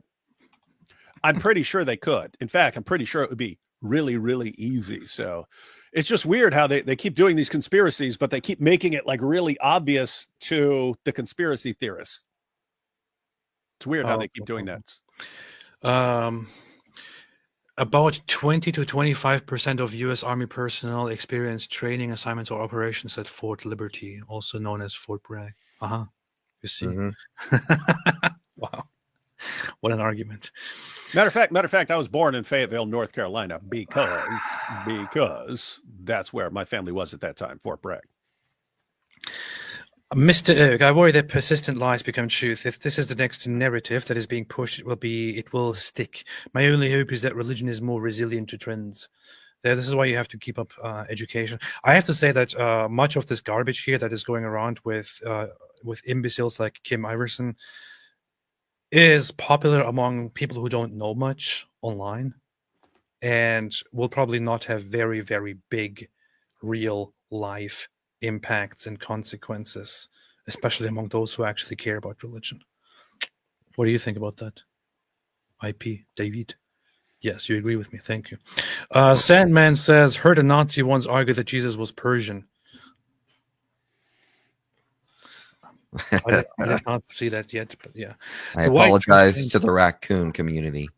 Don't insult raccoons like that, Mike. Caleb Ciacelli said, I'm sure Matthew, etc., tracing the ancestry of Jesus to David and Abraham is just another conspiracy for genocide too, you see? True. You see, Desperado. AP, what do you think the motivation for this dumbassery is? Clout or anti-Semitism? Both. I think with Kim Iversen, it's very likely that she has some backing from certain parts of, I don't know. Honestly, I'm not sure why. Maybe it's just low quality of certain state fundings that they actually pay people like Kim Iversen. But lots of people speculate that Kim Iversen, for example, is paid by certain by organizations with certain state interests. I'm not sure if that is true, but it seems kind of suspicious the way she talks about things and always takes a certain side. Celia Rosenkrantz, I really hoped she was going to argue something coherent, like the rabbinic Judaism not being the real inheritor of Second Temple Judaism. I know. The thing is, I was waiting for that as well when I watched the live stream, and she never actually went into that direction properly. I mean, she kind of goes into it, but doesn't really know how to argue it because she doesn't really know how Judaism evolved. She thinks, oh well, there were the Pharisees, and the Pharisees are just the Jews now. That's not really how it happened. No. Celia Rosenkrantz, thus the rabbinics might not be real Jews. Man, yeah, that's what she should have said. That would have made a little bit more sense. But JC's genealogy back to Adam, but not Jew. LOL. Alhamdulillah. Are we in a world of fake claim? Fact, yes. All conspiracy theories devolve into anti-Semitism. All conspiracy theories. Many of them go into that direction because it's easy. It just reminds me. It's very funny. I've always had great sympathy for certain aspects of the Crusaders, and I know that sounds very, very weird. It doesn't. I know what you mean. I always thought that the Knights Templar looked very, very based, and they also had a very, very strong history of devoutly serving Christendom and doing lots of things for the pilgrims. Just look at these based guys here. Powerful. But the thing is, the one thing that's very ironic about all of this is, while these guys are very, very based and had a very nice history, these guys were at some point eradicated and accused in kind of a similar way that people accuse Jews and then try to persecute them. The Knights Templar, while at some point very useful to Christianity, were, when the Second Crusade failed, blamed for the failure of the crusade, and then accused of various completely made up random things by the French king. And then in a conspiracy, they were dragged out and brutally tortured and accused of worshiping some evil false god or something like that. Under torture, they were forced to confess that they indeed did so. And the funny thing is, when they confessed, their confessions were they didn't even make sense. Like, one Knights Templar member confesses that yes, we worship this I don't know, cow head. Another one comes and says, yeah, we worship this thing that has 3 heads. Another one says, yeah, we worship this thing that doesn't have a face, and so on. Like, they're all contradictory. But under torture, they forced them to confess to worshiping a certain idol known as Baphomet. And then later, once they stop torturing them, they take back their confessions and say, no, this was all a lie. This never happened. But they say, too late. You already confessed. So they execute them. And this was vastly done. I think historians very much agree on this, by the French king to exploit them for their money and basically get rid of France's debts and take their possessions and so on. But they convinced the general population as well that the Knights Templar were these evil guys who were, while pretending to be Christians, secretly worshipping the devil and so on. And they did a whole elaborate conspiracy scheme the same way people do it about Jews. And it worked. And they eradicated them. They executed them. The Grand Master, the last Grand Master of the Knights Templars, was burned to death. When he was burned to death, he said, I hereby condemn the king and the Pope for not sticking up. And they will soon also die and stand before God to answer for their crimes. But this is what people do with conspiracy. Yeah. Alhamdulillah. If anyone needs to go, you can just go. There is a question or two coming up for IP here in the next couple, though. IP2. Alex Cohen made a super sticker. Jew from Khaybar said, Kim, Judaism is a platform. No, it's not. It is Pharisaic. Philip Daniel, look up Anthony Smith's 6 criteria for ethnicity. Wish I had her confidence. Alhamdulillah. Yeah, then you too could spout complete nonsense and I'm going to go through things very quickly. As Jesus said, I would nuke guns. That's what Sneeko said. A very late Merry Christmas. Alhamdulillah. Thank you so much. Appreciate it. Gabe, oh my goodness. She is giving me a headache. How do you guys deal with this? It's very cool. IP, you're muted. Oh, sorry. Yeah, my mind is fried from it because it's like you have to like try to process what she's thinking, and then just you have to think, am I the stupid one here? Because like this is just so dumb, but she's so confident. Like it's wow. It is something with that. Powerful. Songs of relief. Why do people like conspiracy theories so much? Itching ears, neo-Gnosticism, feel clever. IP, did you catch cold? Get better soon. I don't know. I'm a little sick. I'm getting some chills again. So my mind is like off now. So probably need a good night's sleep. Sick. You are sick. I sure am. Yeah. Powerful. People like conspiracies because it's just easy to blame somebody else for all the problems in the world. Joseph Swidey, I don't know if you remember the video, IP, but I've seen someone say in your video about the flood that you cherry-picked the studies. I was wondering if there's some merit to that claim. I don't know what they're talking about. I think I just talked about there was a study that showed there was a mega lake that formed in Mesopotamia many years ago. I need to go back and check, though, because I don't remember. That was like years ago. Sometimes this happens and like studies come out after I make the video and people are like, why didn't you mention that study? I'm like, look at the date. You've been humiliated. Yeah. I was there and I can confirm that IP was cherry picking the studies. True. Yeah. Yeah. Knows too much. Not only Jesus was a Jew, he also spoke in Hebrew according to Acts 26:14, John 20:16. Note the original text says Hebrew explicitly, not Aramaic, as in some translations. Powerful. Yeah, the claim, as far as the translations are concerned, the claim is that people at the time could use those interchangeably, the Hebrew and then also referring to a dialect and so on. So that's why, yes, it says Hebrew, but some people think, oh, that's just how they would have referred to Aramaic at the time. Powerful. Hebraeus dialectos. Huh. Tezbot, she's giving women a bad name. We're not all that stupid, but prove it. By the way, I'm Catholic and definitely Christian. We have quite a legacy one way or another. Yeah.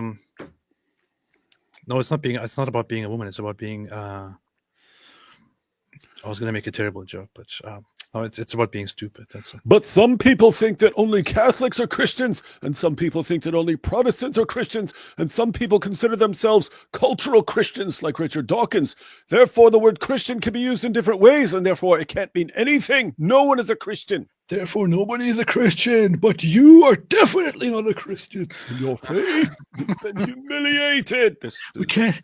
There's no way to even claim that somebody is a Christian because we can't agree what a Christian is, but you are definitely not a Christian, you see? Welcome to the Arguing Like Kim Iversen show. It's so stupid. Powerful.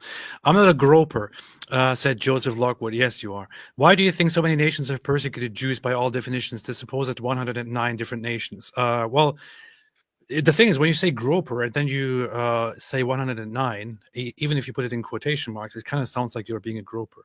109 like you're a groper. Groper alert. 109 is a lie, and there has been. I mean, some people went to lengths to actually address this whole 109. Jews have not been kicked out of 109 countries or nations. There were no 109 nations that actually kicked out Jews. This didn't happen. This is a if you attempted to list them, you would not get 109 nations that at the time were separate nations that kicked Jews out or anything like that. This didn't happen. You also have to know one of the reasons that Jews have been persecuted is because of the Catholic Church. Indirectly, is that they outlawed Christians from loaning interest with money, and so who did it? The Jews did, and they got a lot of power and money because they were the only ones who could loan with interest. And so people just started going, hey, they have all the money. That's weird. Well, you just look at the statistics and why they actually got there. And the point of this argument is always, why does everyone always have some reason to have a problem with Jews? It must be the Jews' fault. Following this reasoning, though, Christians are by far the most persecuted group in the entire world. And you So can go what? to the communist world. They persecute Christians because Christians are standing in the way of the flourishing of the communist utopia. Right, the religion is the opiate of the masses, and so on. You go to the Muslim world. Oh, Christians believe that Jesus is God, so they have to be persecuted. Even you go to Western nations, Christians are going to destroy science. Everyone always has a reason to hate Christians. Therefore, it's actually Christians' fault. Same reasoning would apply, right? Eugene Gore, the Pope wants you for Crusade API. I wish, man. I wish. There are different instances in history. One of which it might be a difficult reading and not for everybody. But I recently looked into one of the disputations that happens historically. Disputation of Barcelona reported about Nachmanides and his interactions with a Jewish guy who converts to Christianity and then who accuses Nachmanides and other Jews of certain things. Wants a public debate, and the public debate then happens, in which Nachmanides basically is refuting everything and making quite a good case why the accusations against Judaism and Jews are very much baseless, built on speculation and anger and things like that. What ends up happening, however, is that they still end up persecuting the Jews. That's how it always goes. You have to have somebody to blame, and who best to blame than those who are different, who refuse to change, and who you can twist your scripture and make the enemy into somehow. In Deep's YouTube, she might be defending New Orleans terrorists in current life. She says the flag was upside down, so it's a psyop. Does Romans 11:18-22 mean we can lose our salvation by being mean to Jews? I don't think there's such a thing, is there, David? IP. I recently read Romans 11. You didn't read anything. No, I don't think that means that at all. Yeah, powerful. Hobocop, you know there are conspiracy theorists who believe flat earthers are double agents to make conspiracy theorists look bad. Conspiraception. Avichad or Avichad says she said earlier that Judaism was always patrilineal and only became matrilineal a couple of centuries later, which from Ezra 9:10 is evidently not true. Alhamdulillah. Well, she clearly hasn't read anything. No. She's making everything up as she goes along, and it's mixed in with some stuff she's heard from a bunch of gropers. That's about pretty much, yeah. That's what you get.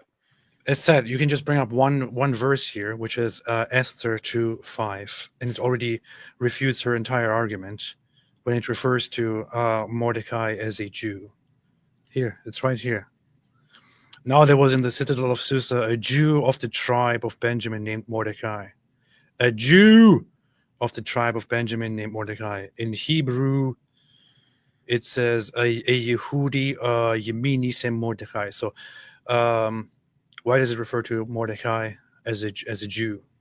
By her standard, it shouldn't refer to him as a Jew.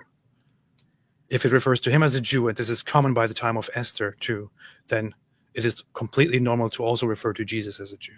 That's it. Powerful. Sparda 102. Even the Romans knew Israel belongs to Jews, calling it Palestine. I said that before, and I thought it was very smart. Well, hey, yo.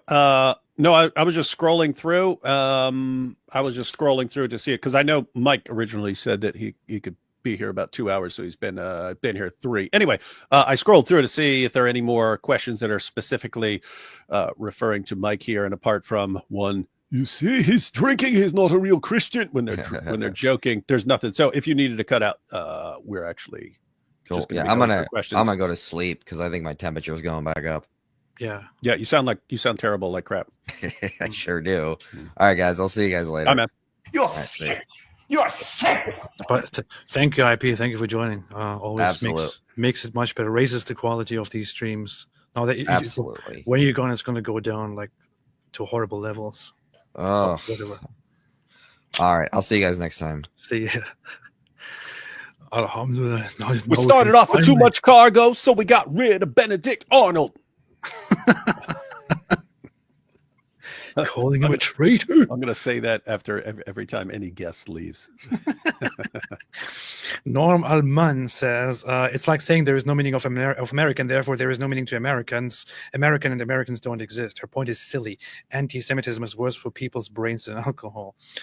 You could argue, yes. But yeah, Americans don't exist, clearly. And I will debate anyone, anytime on this. Alex Cohen, what's up, Alex Cohen? Thank you so much for everything you do. You restore my faith in humanity. You make me feel like we are not alone. You are not alone, Alex Cohen. You are not alone. You're not alone. You are not alone. That's what you're thinking before you massacred it. Yes, yes. Viativistu, what Jesus groups have in common is a shared DNA cluster alongside DNA from diaspora times. Jewish identity is better understood as a tribe with Judaism as a portable suitcase of an ancient society. Joshua Wooden said, next snowfall, OMW, out the door. I can't find winter coat. Who is at fault? It was those shadowy Eskimos. Thanks for the idea yesterday, David Wood. It's actually the Raelians.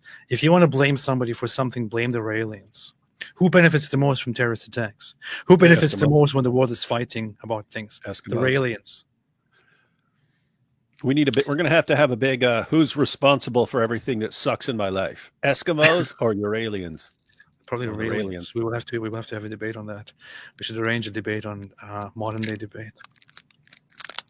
Hey. Said, what? We could probably do that with James from Modern Day Debate and say we want to have like a completely stupid, idiotic joke debate. Probably. Powerful. Avi said it before I brought it up. In Esther 2, it clearly says that Mordechai, the Yehudi, was from the tribe of Benjamin. Ishimini, that was 500 years before Jesus Christ. Yes, that's true. Boredom, watching a political pundit drunkenly stumble into a theological argument she knows absolutely nothing about is testing my ability to handle nuclear levels of second-hand embarrassment. Wait, are you saying she's going to nuke somebody? This is what they're admitting now, that they're going to nuke. Stas Arshansky says her Muslimism is too strong. Yeah, the Muslimists. John say, who is worse, Billy Carson or him, Iversen? I still have no clue who he is or what I have zero clue what this guy has argued for ever. But we are thinking about going through that at some point. I know that he's one of those woo-woo people, new age weirdos. That's all I know. But that's, yeah. It's becoming a cultural phenom, though, AP. We might just need to sit down and watch it. Yeah.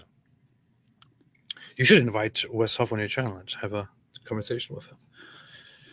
GoTub, I heard the cult of tourism started as worship of Thor. Yep. Yes, tourism. Yeah. Tourists today are go back to Thor. That's basically what it is. MT, we need to know who is paying these anti-West influencers and gropers. Qatar funds our schools, aiming to divide us from the inside. It's actually, Israel is paying all the anti-West influencers and gropers to make anti-Semitic people look stupid. Yeah, they're like, Mossad is like, look, Kim, we know you're super smart, but we want to pay you to sound as dumb as possible. And we want you to say the most idiotic nonsense. Here's your $1 million. Do you agree? We know you're well, so smart. I'm going to have to postpone my study of quantum mechanics to do this for you, but I'll do it for the money. Sketch therapy. Most of her work is pro-China, anti-USA. It's propaganda. Powerful. Deep Suitable found her attractive before she spoke. That's what usually happens. Same reaction to Syrian girl for lots of people. Like, oh, she's kind of attractive. Then you hear her and she's like, so I just heard that the big explosion and the big question on everyone's mind is, did Israel just nuke Syria? There's something weird about her face, though. It's like I sometimes wonder whether she has an extraterrestrial aspect or something. There's something weird going on in her face when you look at it for too long. I'm just saying, I've seen from the comments, numerous comments. Wow, I thought she was attractive until she spoke. I've seen that. Yeah. Powerful. Because she does sound like an idiot. Andrew Kaufman says Taylor Swift in the 1700s said that Yahoos are naked, filthy, and extremely primitive in their eating habits. They are not capable of government. Checkmate, AP. You've been Really? refuted. Alhamdulillah. Celera Rosencross said earlier chat asked about what if alt history. Whomst? Yes, exactly. It seems Kim really says Patch Duress. It seems Kim's really lost it since she left, got fired from the Hill, and when she first went on Timcast IRL, or maybe she just seemed intelligent because She was on other things before. Was she on the Hill? I'm just saying, it's like she was. This issue is the only familiarity I have with her, and she sounds like the dumbest person in the world to me. So the idea that she'd be brought around to other platforms in the past as some important source of information is just really weird. I didn't know anything about her. I thought, how in the world did this imbecile get an audience? But apparently, yes, she was a host on the Hill. Is the Hill just a place where they just gather a bunch of imbeciles to make them talk about things? Like Brianna Joy Gray was also there, the one who was fired after she talked to the family of a Israeli hostage and rolled her eyes. She was fired. Do all these imbeciles go through the Hill at some point? What is this? Wow, I didn't even know this, man. I had no idea. I enjoyed yesterday's stream. Thank you. I enjoyed it too. It's kind of messed up that you enjoy a stream about a bunch of people getting killed, but that's extremely messed up. Yeah. John the Presbyter gonna ask my girl to send me some spicy Judes later.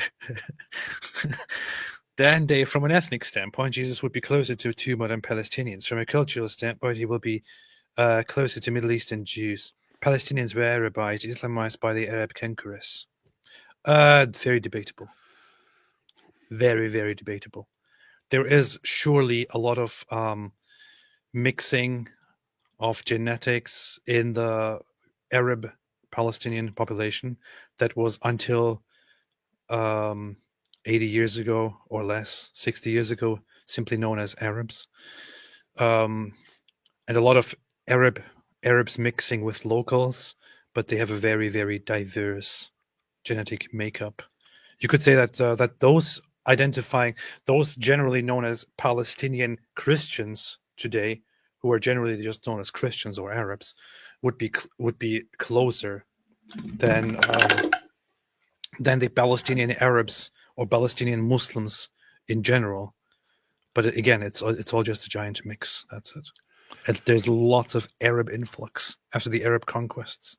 And even before that, with the Romans, when the Romans finally got fed up in the 2nd century after the Bar Kokhba rebellion, they kicked almost all the Jews out. They kicked tons of Jews out of and then what? And then you had some Jews that stayed there. You had some Christians that were there after Christianity spread and so on.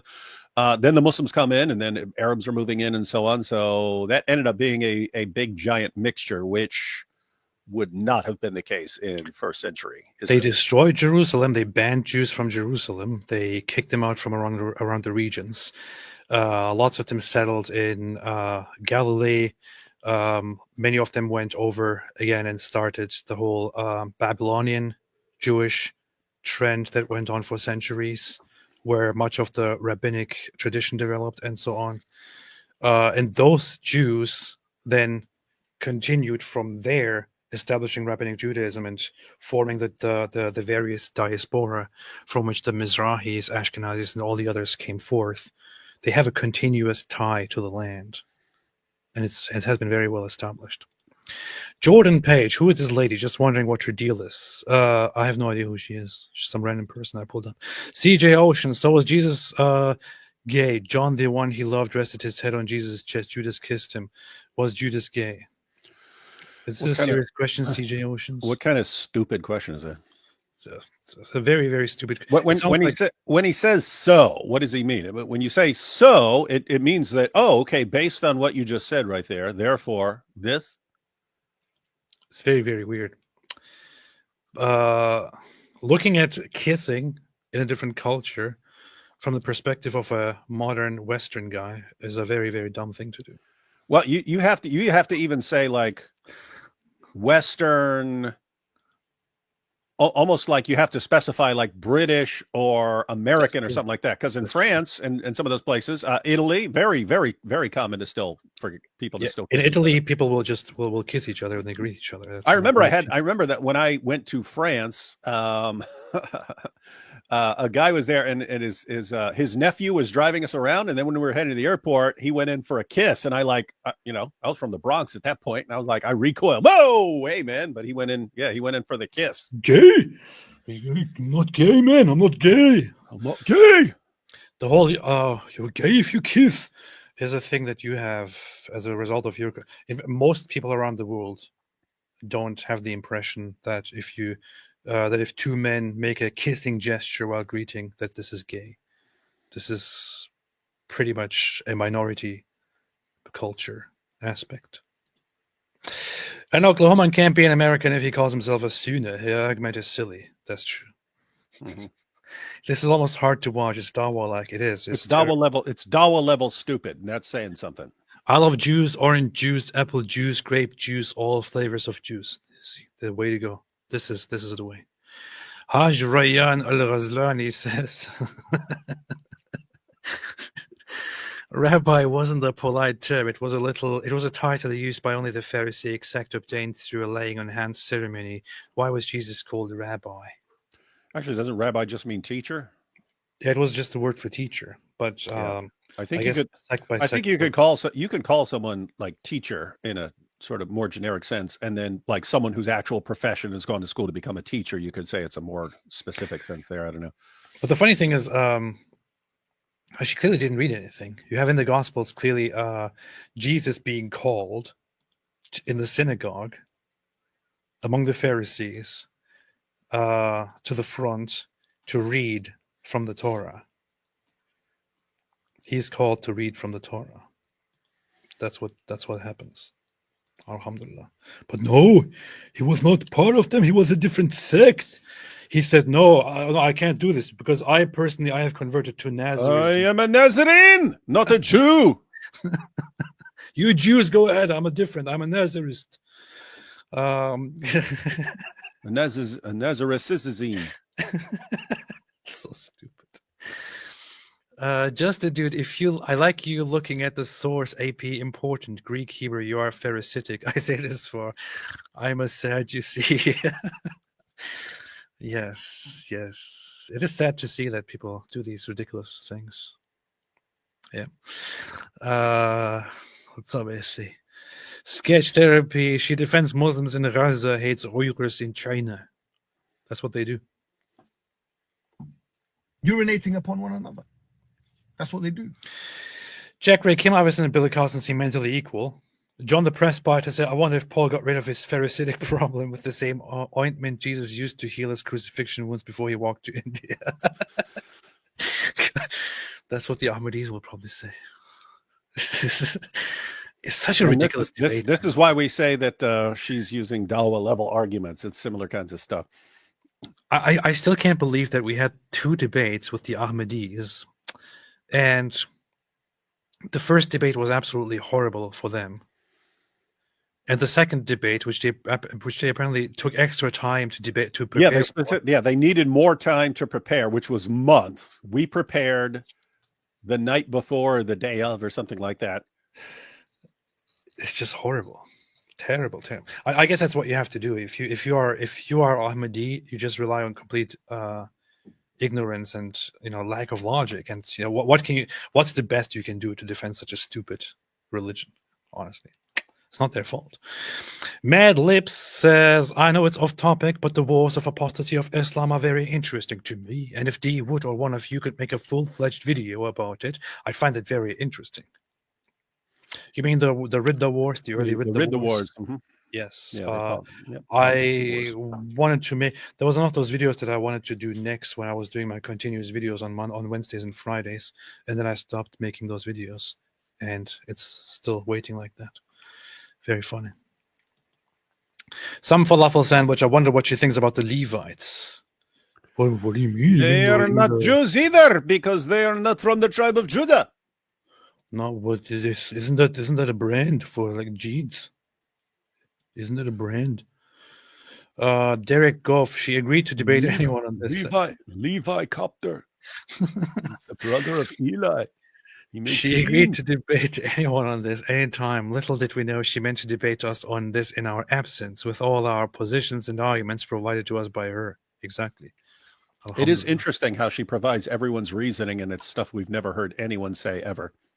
And that's what she responds to.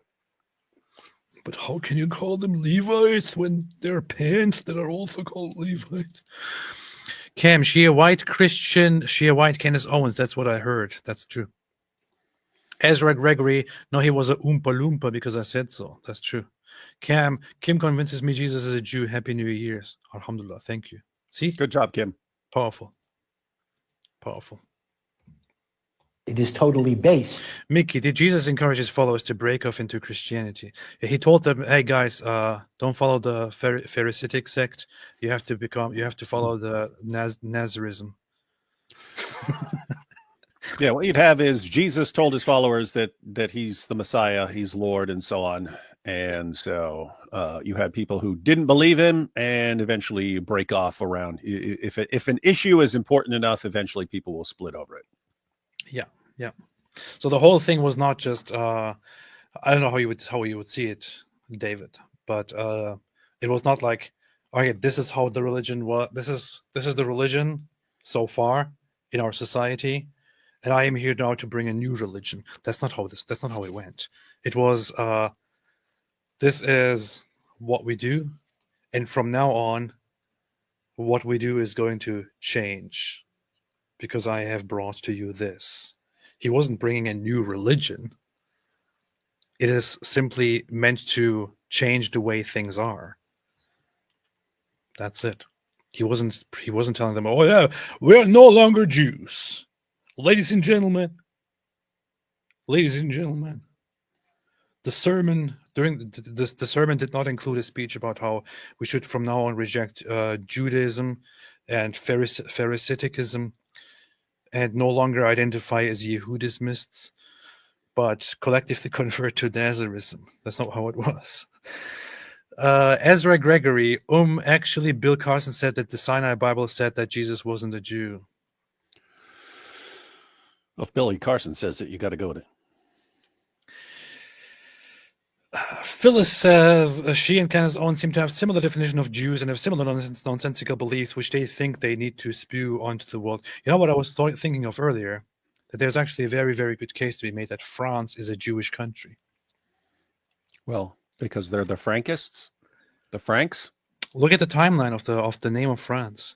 So the France came from the Franks, which were a Germanic tribe. The Franks established their Frankish kingdom and are then known at some point in Latin as Francia, and then that starts to be known as France. And all of this happens several centuries after Jesus. Do you think it's a coincidence that they were called the Franks? The Franks? Frankists. This is the Frankists are the ones who founded France. And we know that because it was in the diary of Anne Frank. Yes, exactly. The secret diary of Anne Frank, where she revealed all these secrets. Yes. And it's only available to those who are Frank. Frankly. Ghost, man. And when Donald Trump says, frankly, he's dog whistling to all the Frankists. Yeah. He's sending a message to the Frankists. That's what he does. And that's how he said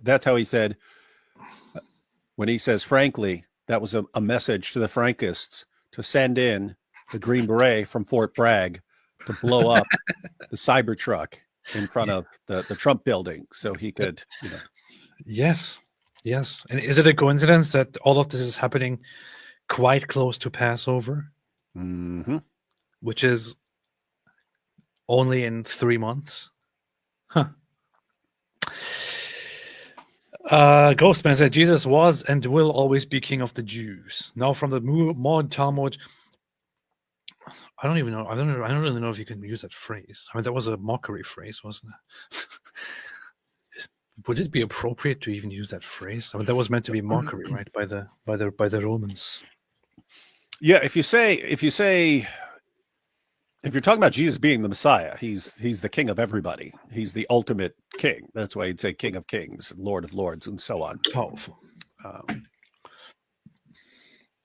But the Romans went on there and said, "King of the Jews, we're killing your king, man." How about that? They were making fun of him. They were making fun of, and really, that wasn't making fun of. That really wasn't making fun of Jesus. That was like Pilate, like screwing with the Jews. Yeah. Like, hey, here's your king. We're killing your king. Look, we'll put a crown on him.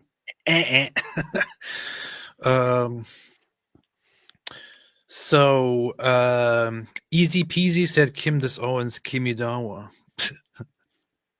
Don't mess with my head. Judy Suffer became a YouTube member. Welcome to the channel, Judy Suffer. Cam AP coming to Christ 2025, the rise of Christians. That's a good idea. Yeah, Christianity depends on me totally. Absolutely. That's how it works. Should get back to work. Gold, the Syrian grooming gangs, episode 30, 12, 42 minutes. Powerful. Wait. Is that a Andrew Gold video? Is there something on the Syrian grooming gangs? Is it? I don't know. That's what I was wondering. Like, what's that referring to? Let's see. Syrian. Oh yeah, I see. Oh yeah, Syrian grooming gangs running Newcastle. These were Syrian girl running grooming gangs. Running Newcastle. 42. Okay, this is where the take forward in 20 years' time. Yeah, we know from, I mean, Israel's a really good example where they have 20% or so of the population being Hasidic Jews, and they massively influence politics in Israel. It's ridiculous, to the point that they often push Israel towards more war or policies that might, end up in war. Is there an H on the screen? Hasidics themselves don't have to fight in the wars. It's actually a disgrace. Really? I think that's a disgrace. Yeah, I think there's a little bit of an exaggeration, but yeah. What are you saying, David? Why is there a little H right there for no reason? Oh, here on the bottom left-hand corner. Yeah, it's because this channel is called Heretics. Oh, okay, I get it. That makes sense. Andrew Gold Heretics. You should just put heretics up there then people like me wouldn't be confused. I think what it does is it rolls out occasionally during the show. I get it. Okay, that makes sense. Okay, I apologize. In that country. Sorry, Andrew. I take it back. We take it back. Take back all our objections. Powerful. I love you all.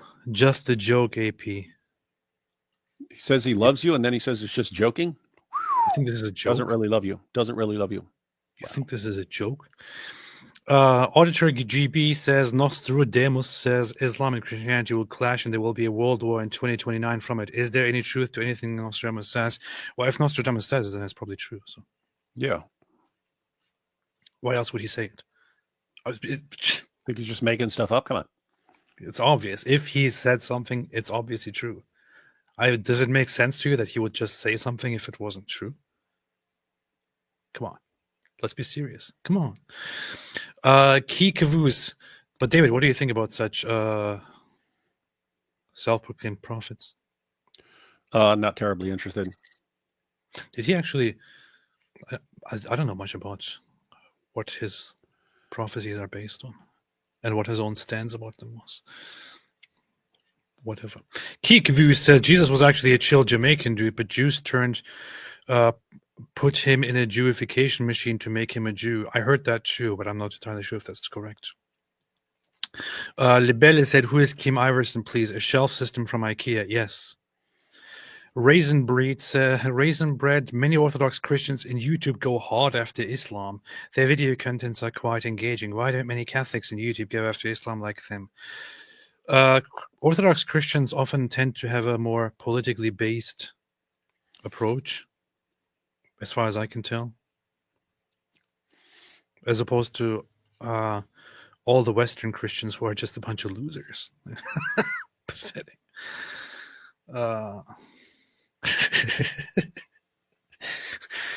But yeah, I don't know. What do you think, David? I don't know. You don't? Nope. Alhamdulillah. Ibiki says, what's the main groper defense for worshipping a Jew? Ask the gropers. What I find very funny is when certain people who claim to be, I mean, the gropers usually are people who claim to be Catholic or Orthodox, mostly Catholic, some Orthodox.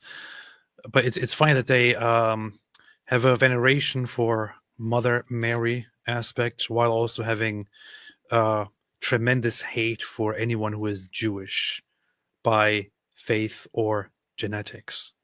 You're literally venerating and have so much reverence for a woman who is so pure and so holy above all, who is as Jewish as it gets, while also hating Jews. It's just so ridiculous to me.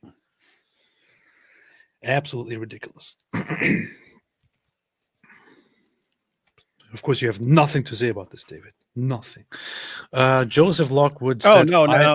I was just looking up that heretics stuff and figuring out who this guy is and stuff. Powerful. Joseph Lockwood. I sounded like a groper. I know I sounded like a groper. That I'm stands not. for I know. I just keep running into that claim online. Thanks, God. Christ is king of the Jews and all. I would recommend. I had an article saved somewhere about the whole 109 claim. It is. It's not even a known thing until the Nazis made up such a number and such a narrative. There was an article dealing specifically with that, with the argument from a Jewish perspective. I would recommend looking into that. There's one which is by Unpacked in video format. Then there is another on some Israeli website. I will share it at some point if I know more. If I have it handy. Zero Miedo, great job, gentlemen. Thank you. Lisa Marie Pritchard. Hello, Lisa Marie Pritchard. Australia has just stopped Israelis who have settled in the idea from entering our country. They have just brought in 3,000 people from Gaza. Well, that's perfect. That's perfect. It is going to be a wonderful thing for Western civilization, for Western nations to import as many Gazans as possible. As many people from Muslim countries as possible. Definitely. And also, of course, you will have to somehow deal with the whole, terrorism and rape stuff that just, you'll figure it out. That's fine. Whatever. Fun gaming. Judaism always been matrilineal. The root word for nationality is from the word mother in Hebrew. The rabbis didn't use verse in Genesis for other reasons. Powerful. Thank you for that information. I shall study this further. Libelle said the tip LED and Mohijab on True Geordie circa 1 year ago. I saw that they were there. I wasn't terribly interested in it though. Daniel R. She doesn't even look like Ellen. What? She doesn't even look like Ellen? What does that mean? What does that mean? Who's Ellen? I don't know. Ellen is the god of Islam. That's all I know. But Frank Vermont. See, Here you go. Here you go. You're being another Frankist. By another Frankist guy from a Jewish cult. A Frankist is here and saying Mary was a Galilean, not a Jewish woman. Jesus was a Galilean, land of the foreigners in Hebrew. Jesus was born in Bethlehem from Galilee. No, Bethlehem. Bethlehem. Galileans were Jews. Yep. That's it. Galileans were Jews. So nice try, Frank. So what Frank here would have to say is, but he'd have to be committing the etymological fallacy again. If the original meaning was someone from Judah, well, Jesus would fit that. So you'd have to go with kind of the second meaning of people from Judea, and then stick with that, and then not understand that it eventually became applied to anyone from all the tribes, but also the tribe of Judah, where it originally came from, and Jesus was from the tribe of Judah. So anyway, I can't tell if the It's- person's being it's- serious it's or just making fun of things now. I hope you're being funny. we hope and you're not- we hope you're joking, because otherwise we think that you're almost as dumb as Kim Iversen. And are you going to refute Jesus himself here? Seriously. You Samaritans worship what you do not know. We worship what we do know, for salvation is from the Judaios. And hey, it gets Yeah, worse. good to- The Apostle Paul called himself a Jew. Where's Paul from? Not Judea, not even Galilee. He's from Tarsus. which is Saul of Tarsus. modern day Turkey, which means he was a Turkish guy. He was Turk. He's a Turk, not a Jew. We've been humiliated. Yeah, he was a The Apostle Turk. Paul was a liar. We can't trust him anymore on anything. Why does he call himself a Jew when he was clearly a will- Turk? I will just convert to Islam now. His real name was Erdogan.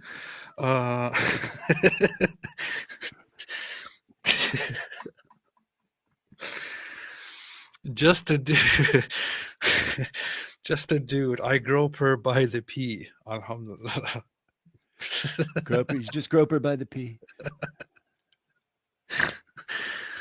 Lisa Marie Pritchard, Australia has stopped Israelis who have served in the IDF coming in, but has just brought in 3,000 people from Gaza. So wrong. I think this is a correction of your earlier super chat in a better written way. I get it. Very, very nice. Yeah. I mean, I think Western nations should import as many Gazans as possible and as many people from Muslim countries as possible. I think it's a perfect strategy. Perfect strategy. And then whenever a terrorist attack happens, you're supposed to go, why is this happening? How is this happening? I don't get it. What did we do wrong? Chris Haynes says, I'm not a Hamas supporter or an anti-Semite. I wrote a 30-page response to Robert Spencer's book on Palestine because it has several historical errors. He didn't even attempt to respond. Thoughts? Ask Robert Spencer. Yeah, why are you asking us? And what is everyone who says, hey, Robert, I wrote 30 pages responding to you, he's supposed to jump on it? Yes. Dan Dave, stop being rude, man. Chris here asked a serious question and was being as nice as possible. Why are you insulting him? Because he's coming and asking us about What about? And did you know that I wrote a 50,000-page response? Then what about Robert Spencer? To Joe Biden. Can you tell me why he's not responding? Dan Dave said Islam became dominant religion in Palestine in 10th century. Jews were a majority until 7th century. Jews revolted against Byzantines with help from Sassanids. They were Arabized, Islamized much later. This is true. This is perfectly true. However, this is true. This is true. However, it's also true that this is partly true. Ghostman, I do have a question for you. Would all people from Catholics do what?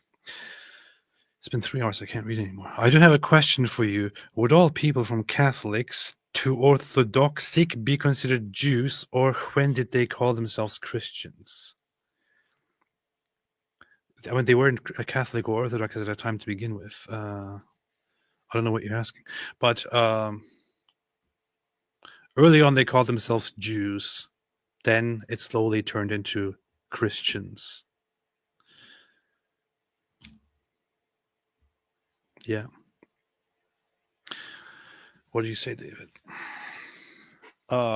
you'd have to do some.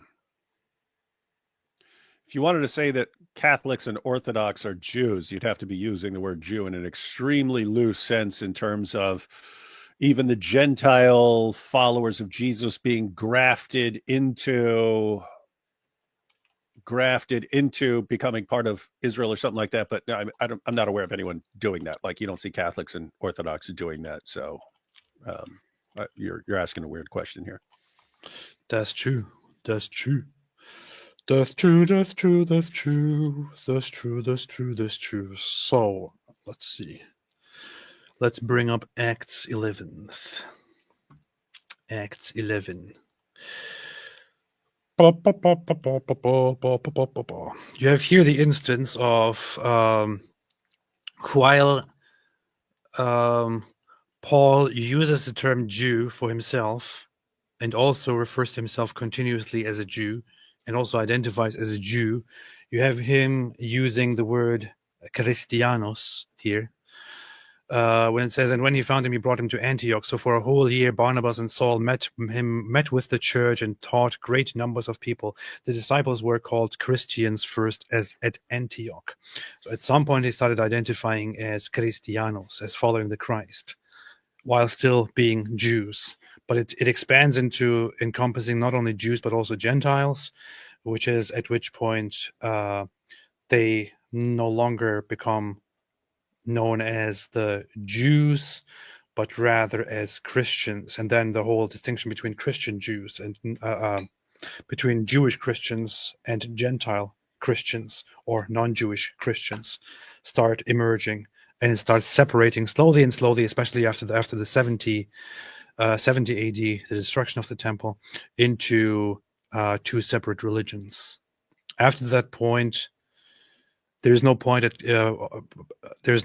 to calling yourself Jewish anymore, although there is still some aspect of saying we are Jews in a sense in Christian theology. But yeah, whatever. You should have asked this question in the first hour of this live stream. King Troll, can we read Rome 11:18, please? Fine. You want to force me to read it now? Romans 11:18. Stopping at 22 sounds like a groper. Why? Because it's about other people being grafted in and so on, and then I don't know why you'd stop at verse 22. Why are you accusing everyone of being a groper? Groper derangement syndrome. Well, anyone called King Troll would normally be a tip off. It's like if he had a no, you have had the Groper frog or something. derangement syndrome. You see, the GDS. Yeah, do not consider yourself to be superior to those other branches. If you do, consider this: you do not support the root, but the root supports you. Talking about Jews and Gentiles here. You will say then, branches were broken off so that I could be grafted in. Granted, but they were broken off because of unbelief, and you stand by faith. Do not be arrogant, but tremble. For if God did not spare the natural branches, he will not spare you either. So you see, do not be arrogant. Do not be arrogant. Consider therefore the kindness and sternness of God, sternness to those who fell, but kindness to you, provided that you continue in his kindness. Otherwise, you also will be cut off. And if they do not persist in unbelief, they will be grafted in, for God is able to graft them in again. Yes, he started verse 22. It's like, hey, they're cut off. But if you keep reading, you know what I mean? After all, And if then you you even have the next section highlighted. Yeah, because I have an account on Bible Gateway because I'm a based person. Yeah, I have that too, because I'm based too. Powerful. After all, if you were cut out of an olive tree that is wild by nature and contrary to nature were grafted into a cultivated olive tree, how much more readily will these, the natural branches, be grafted into their own olive tree? You see? Powerful.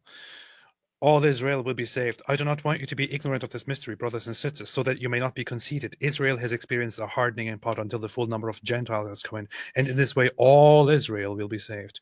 As it is written, the deliverer will come from Zion. He will turn godlessness away from Jacob, and this is my covenant with them when I take away their sins, and so on. Powerful part. Powerful part.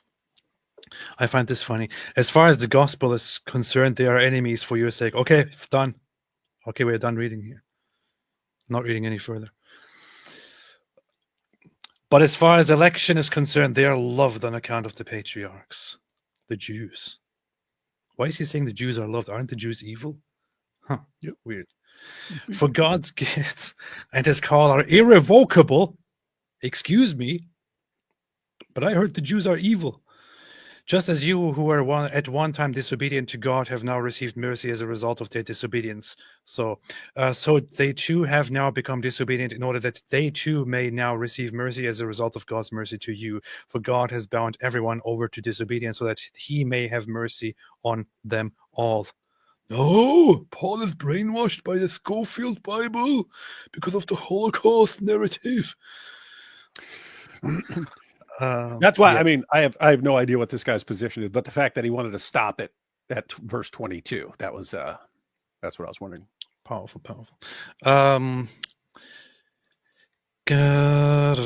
What is this channel's purpose, please? Thanks. Humiliating everybody. It's comedy. That's it. Mhm. David the Goliath. What happened to the Muslim majority of Spain? Were they all converted back to Christianity? Thank goodness for that. Imagine jihadi Spaniards. Now, many of them were kicked out later on. Many of them were converted and came to be known as the what was it, conversos, or something like that. Others slowly disappeared. Powerful.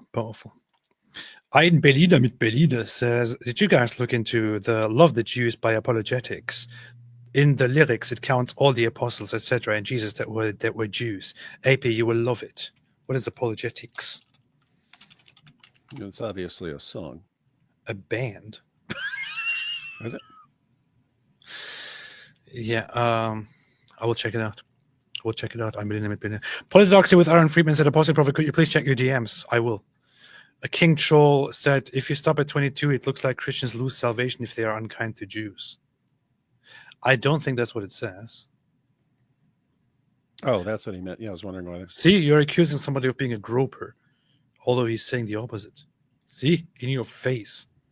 You have been punched with a chat. I've been humiliated. Consider therefore the kindness and sternness of God, sternness to those who fell, but kindness to you, provided that you continue in his kindness.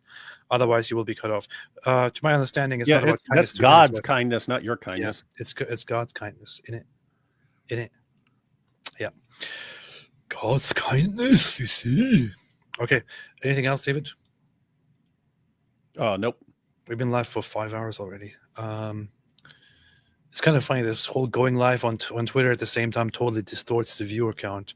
On here it says 8,000 people watching, which is completely false. Oh, it's a parody. I was looking up that song. Oh, it's a parody of "Love Me Do" by the Beatles.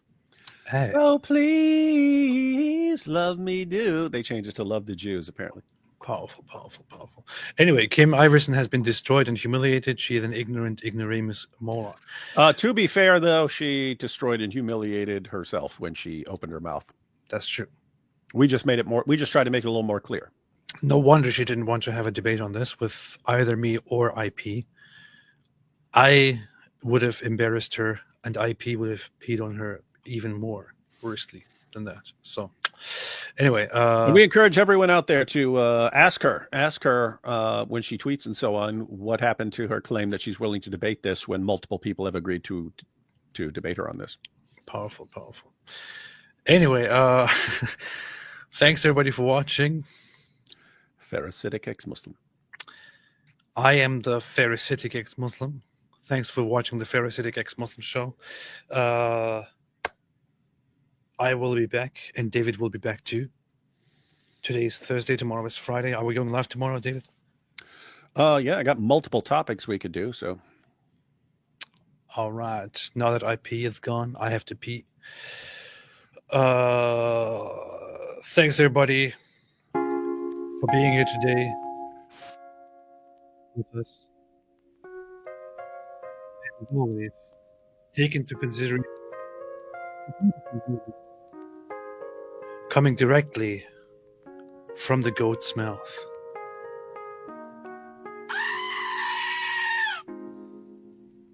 In translation, for those who do not speak goat, it goes as follows. Stay away from Islam.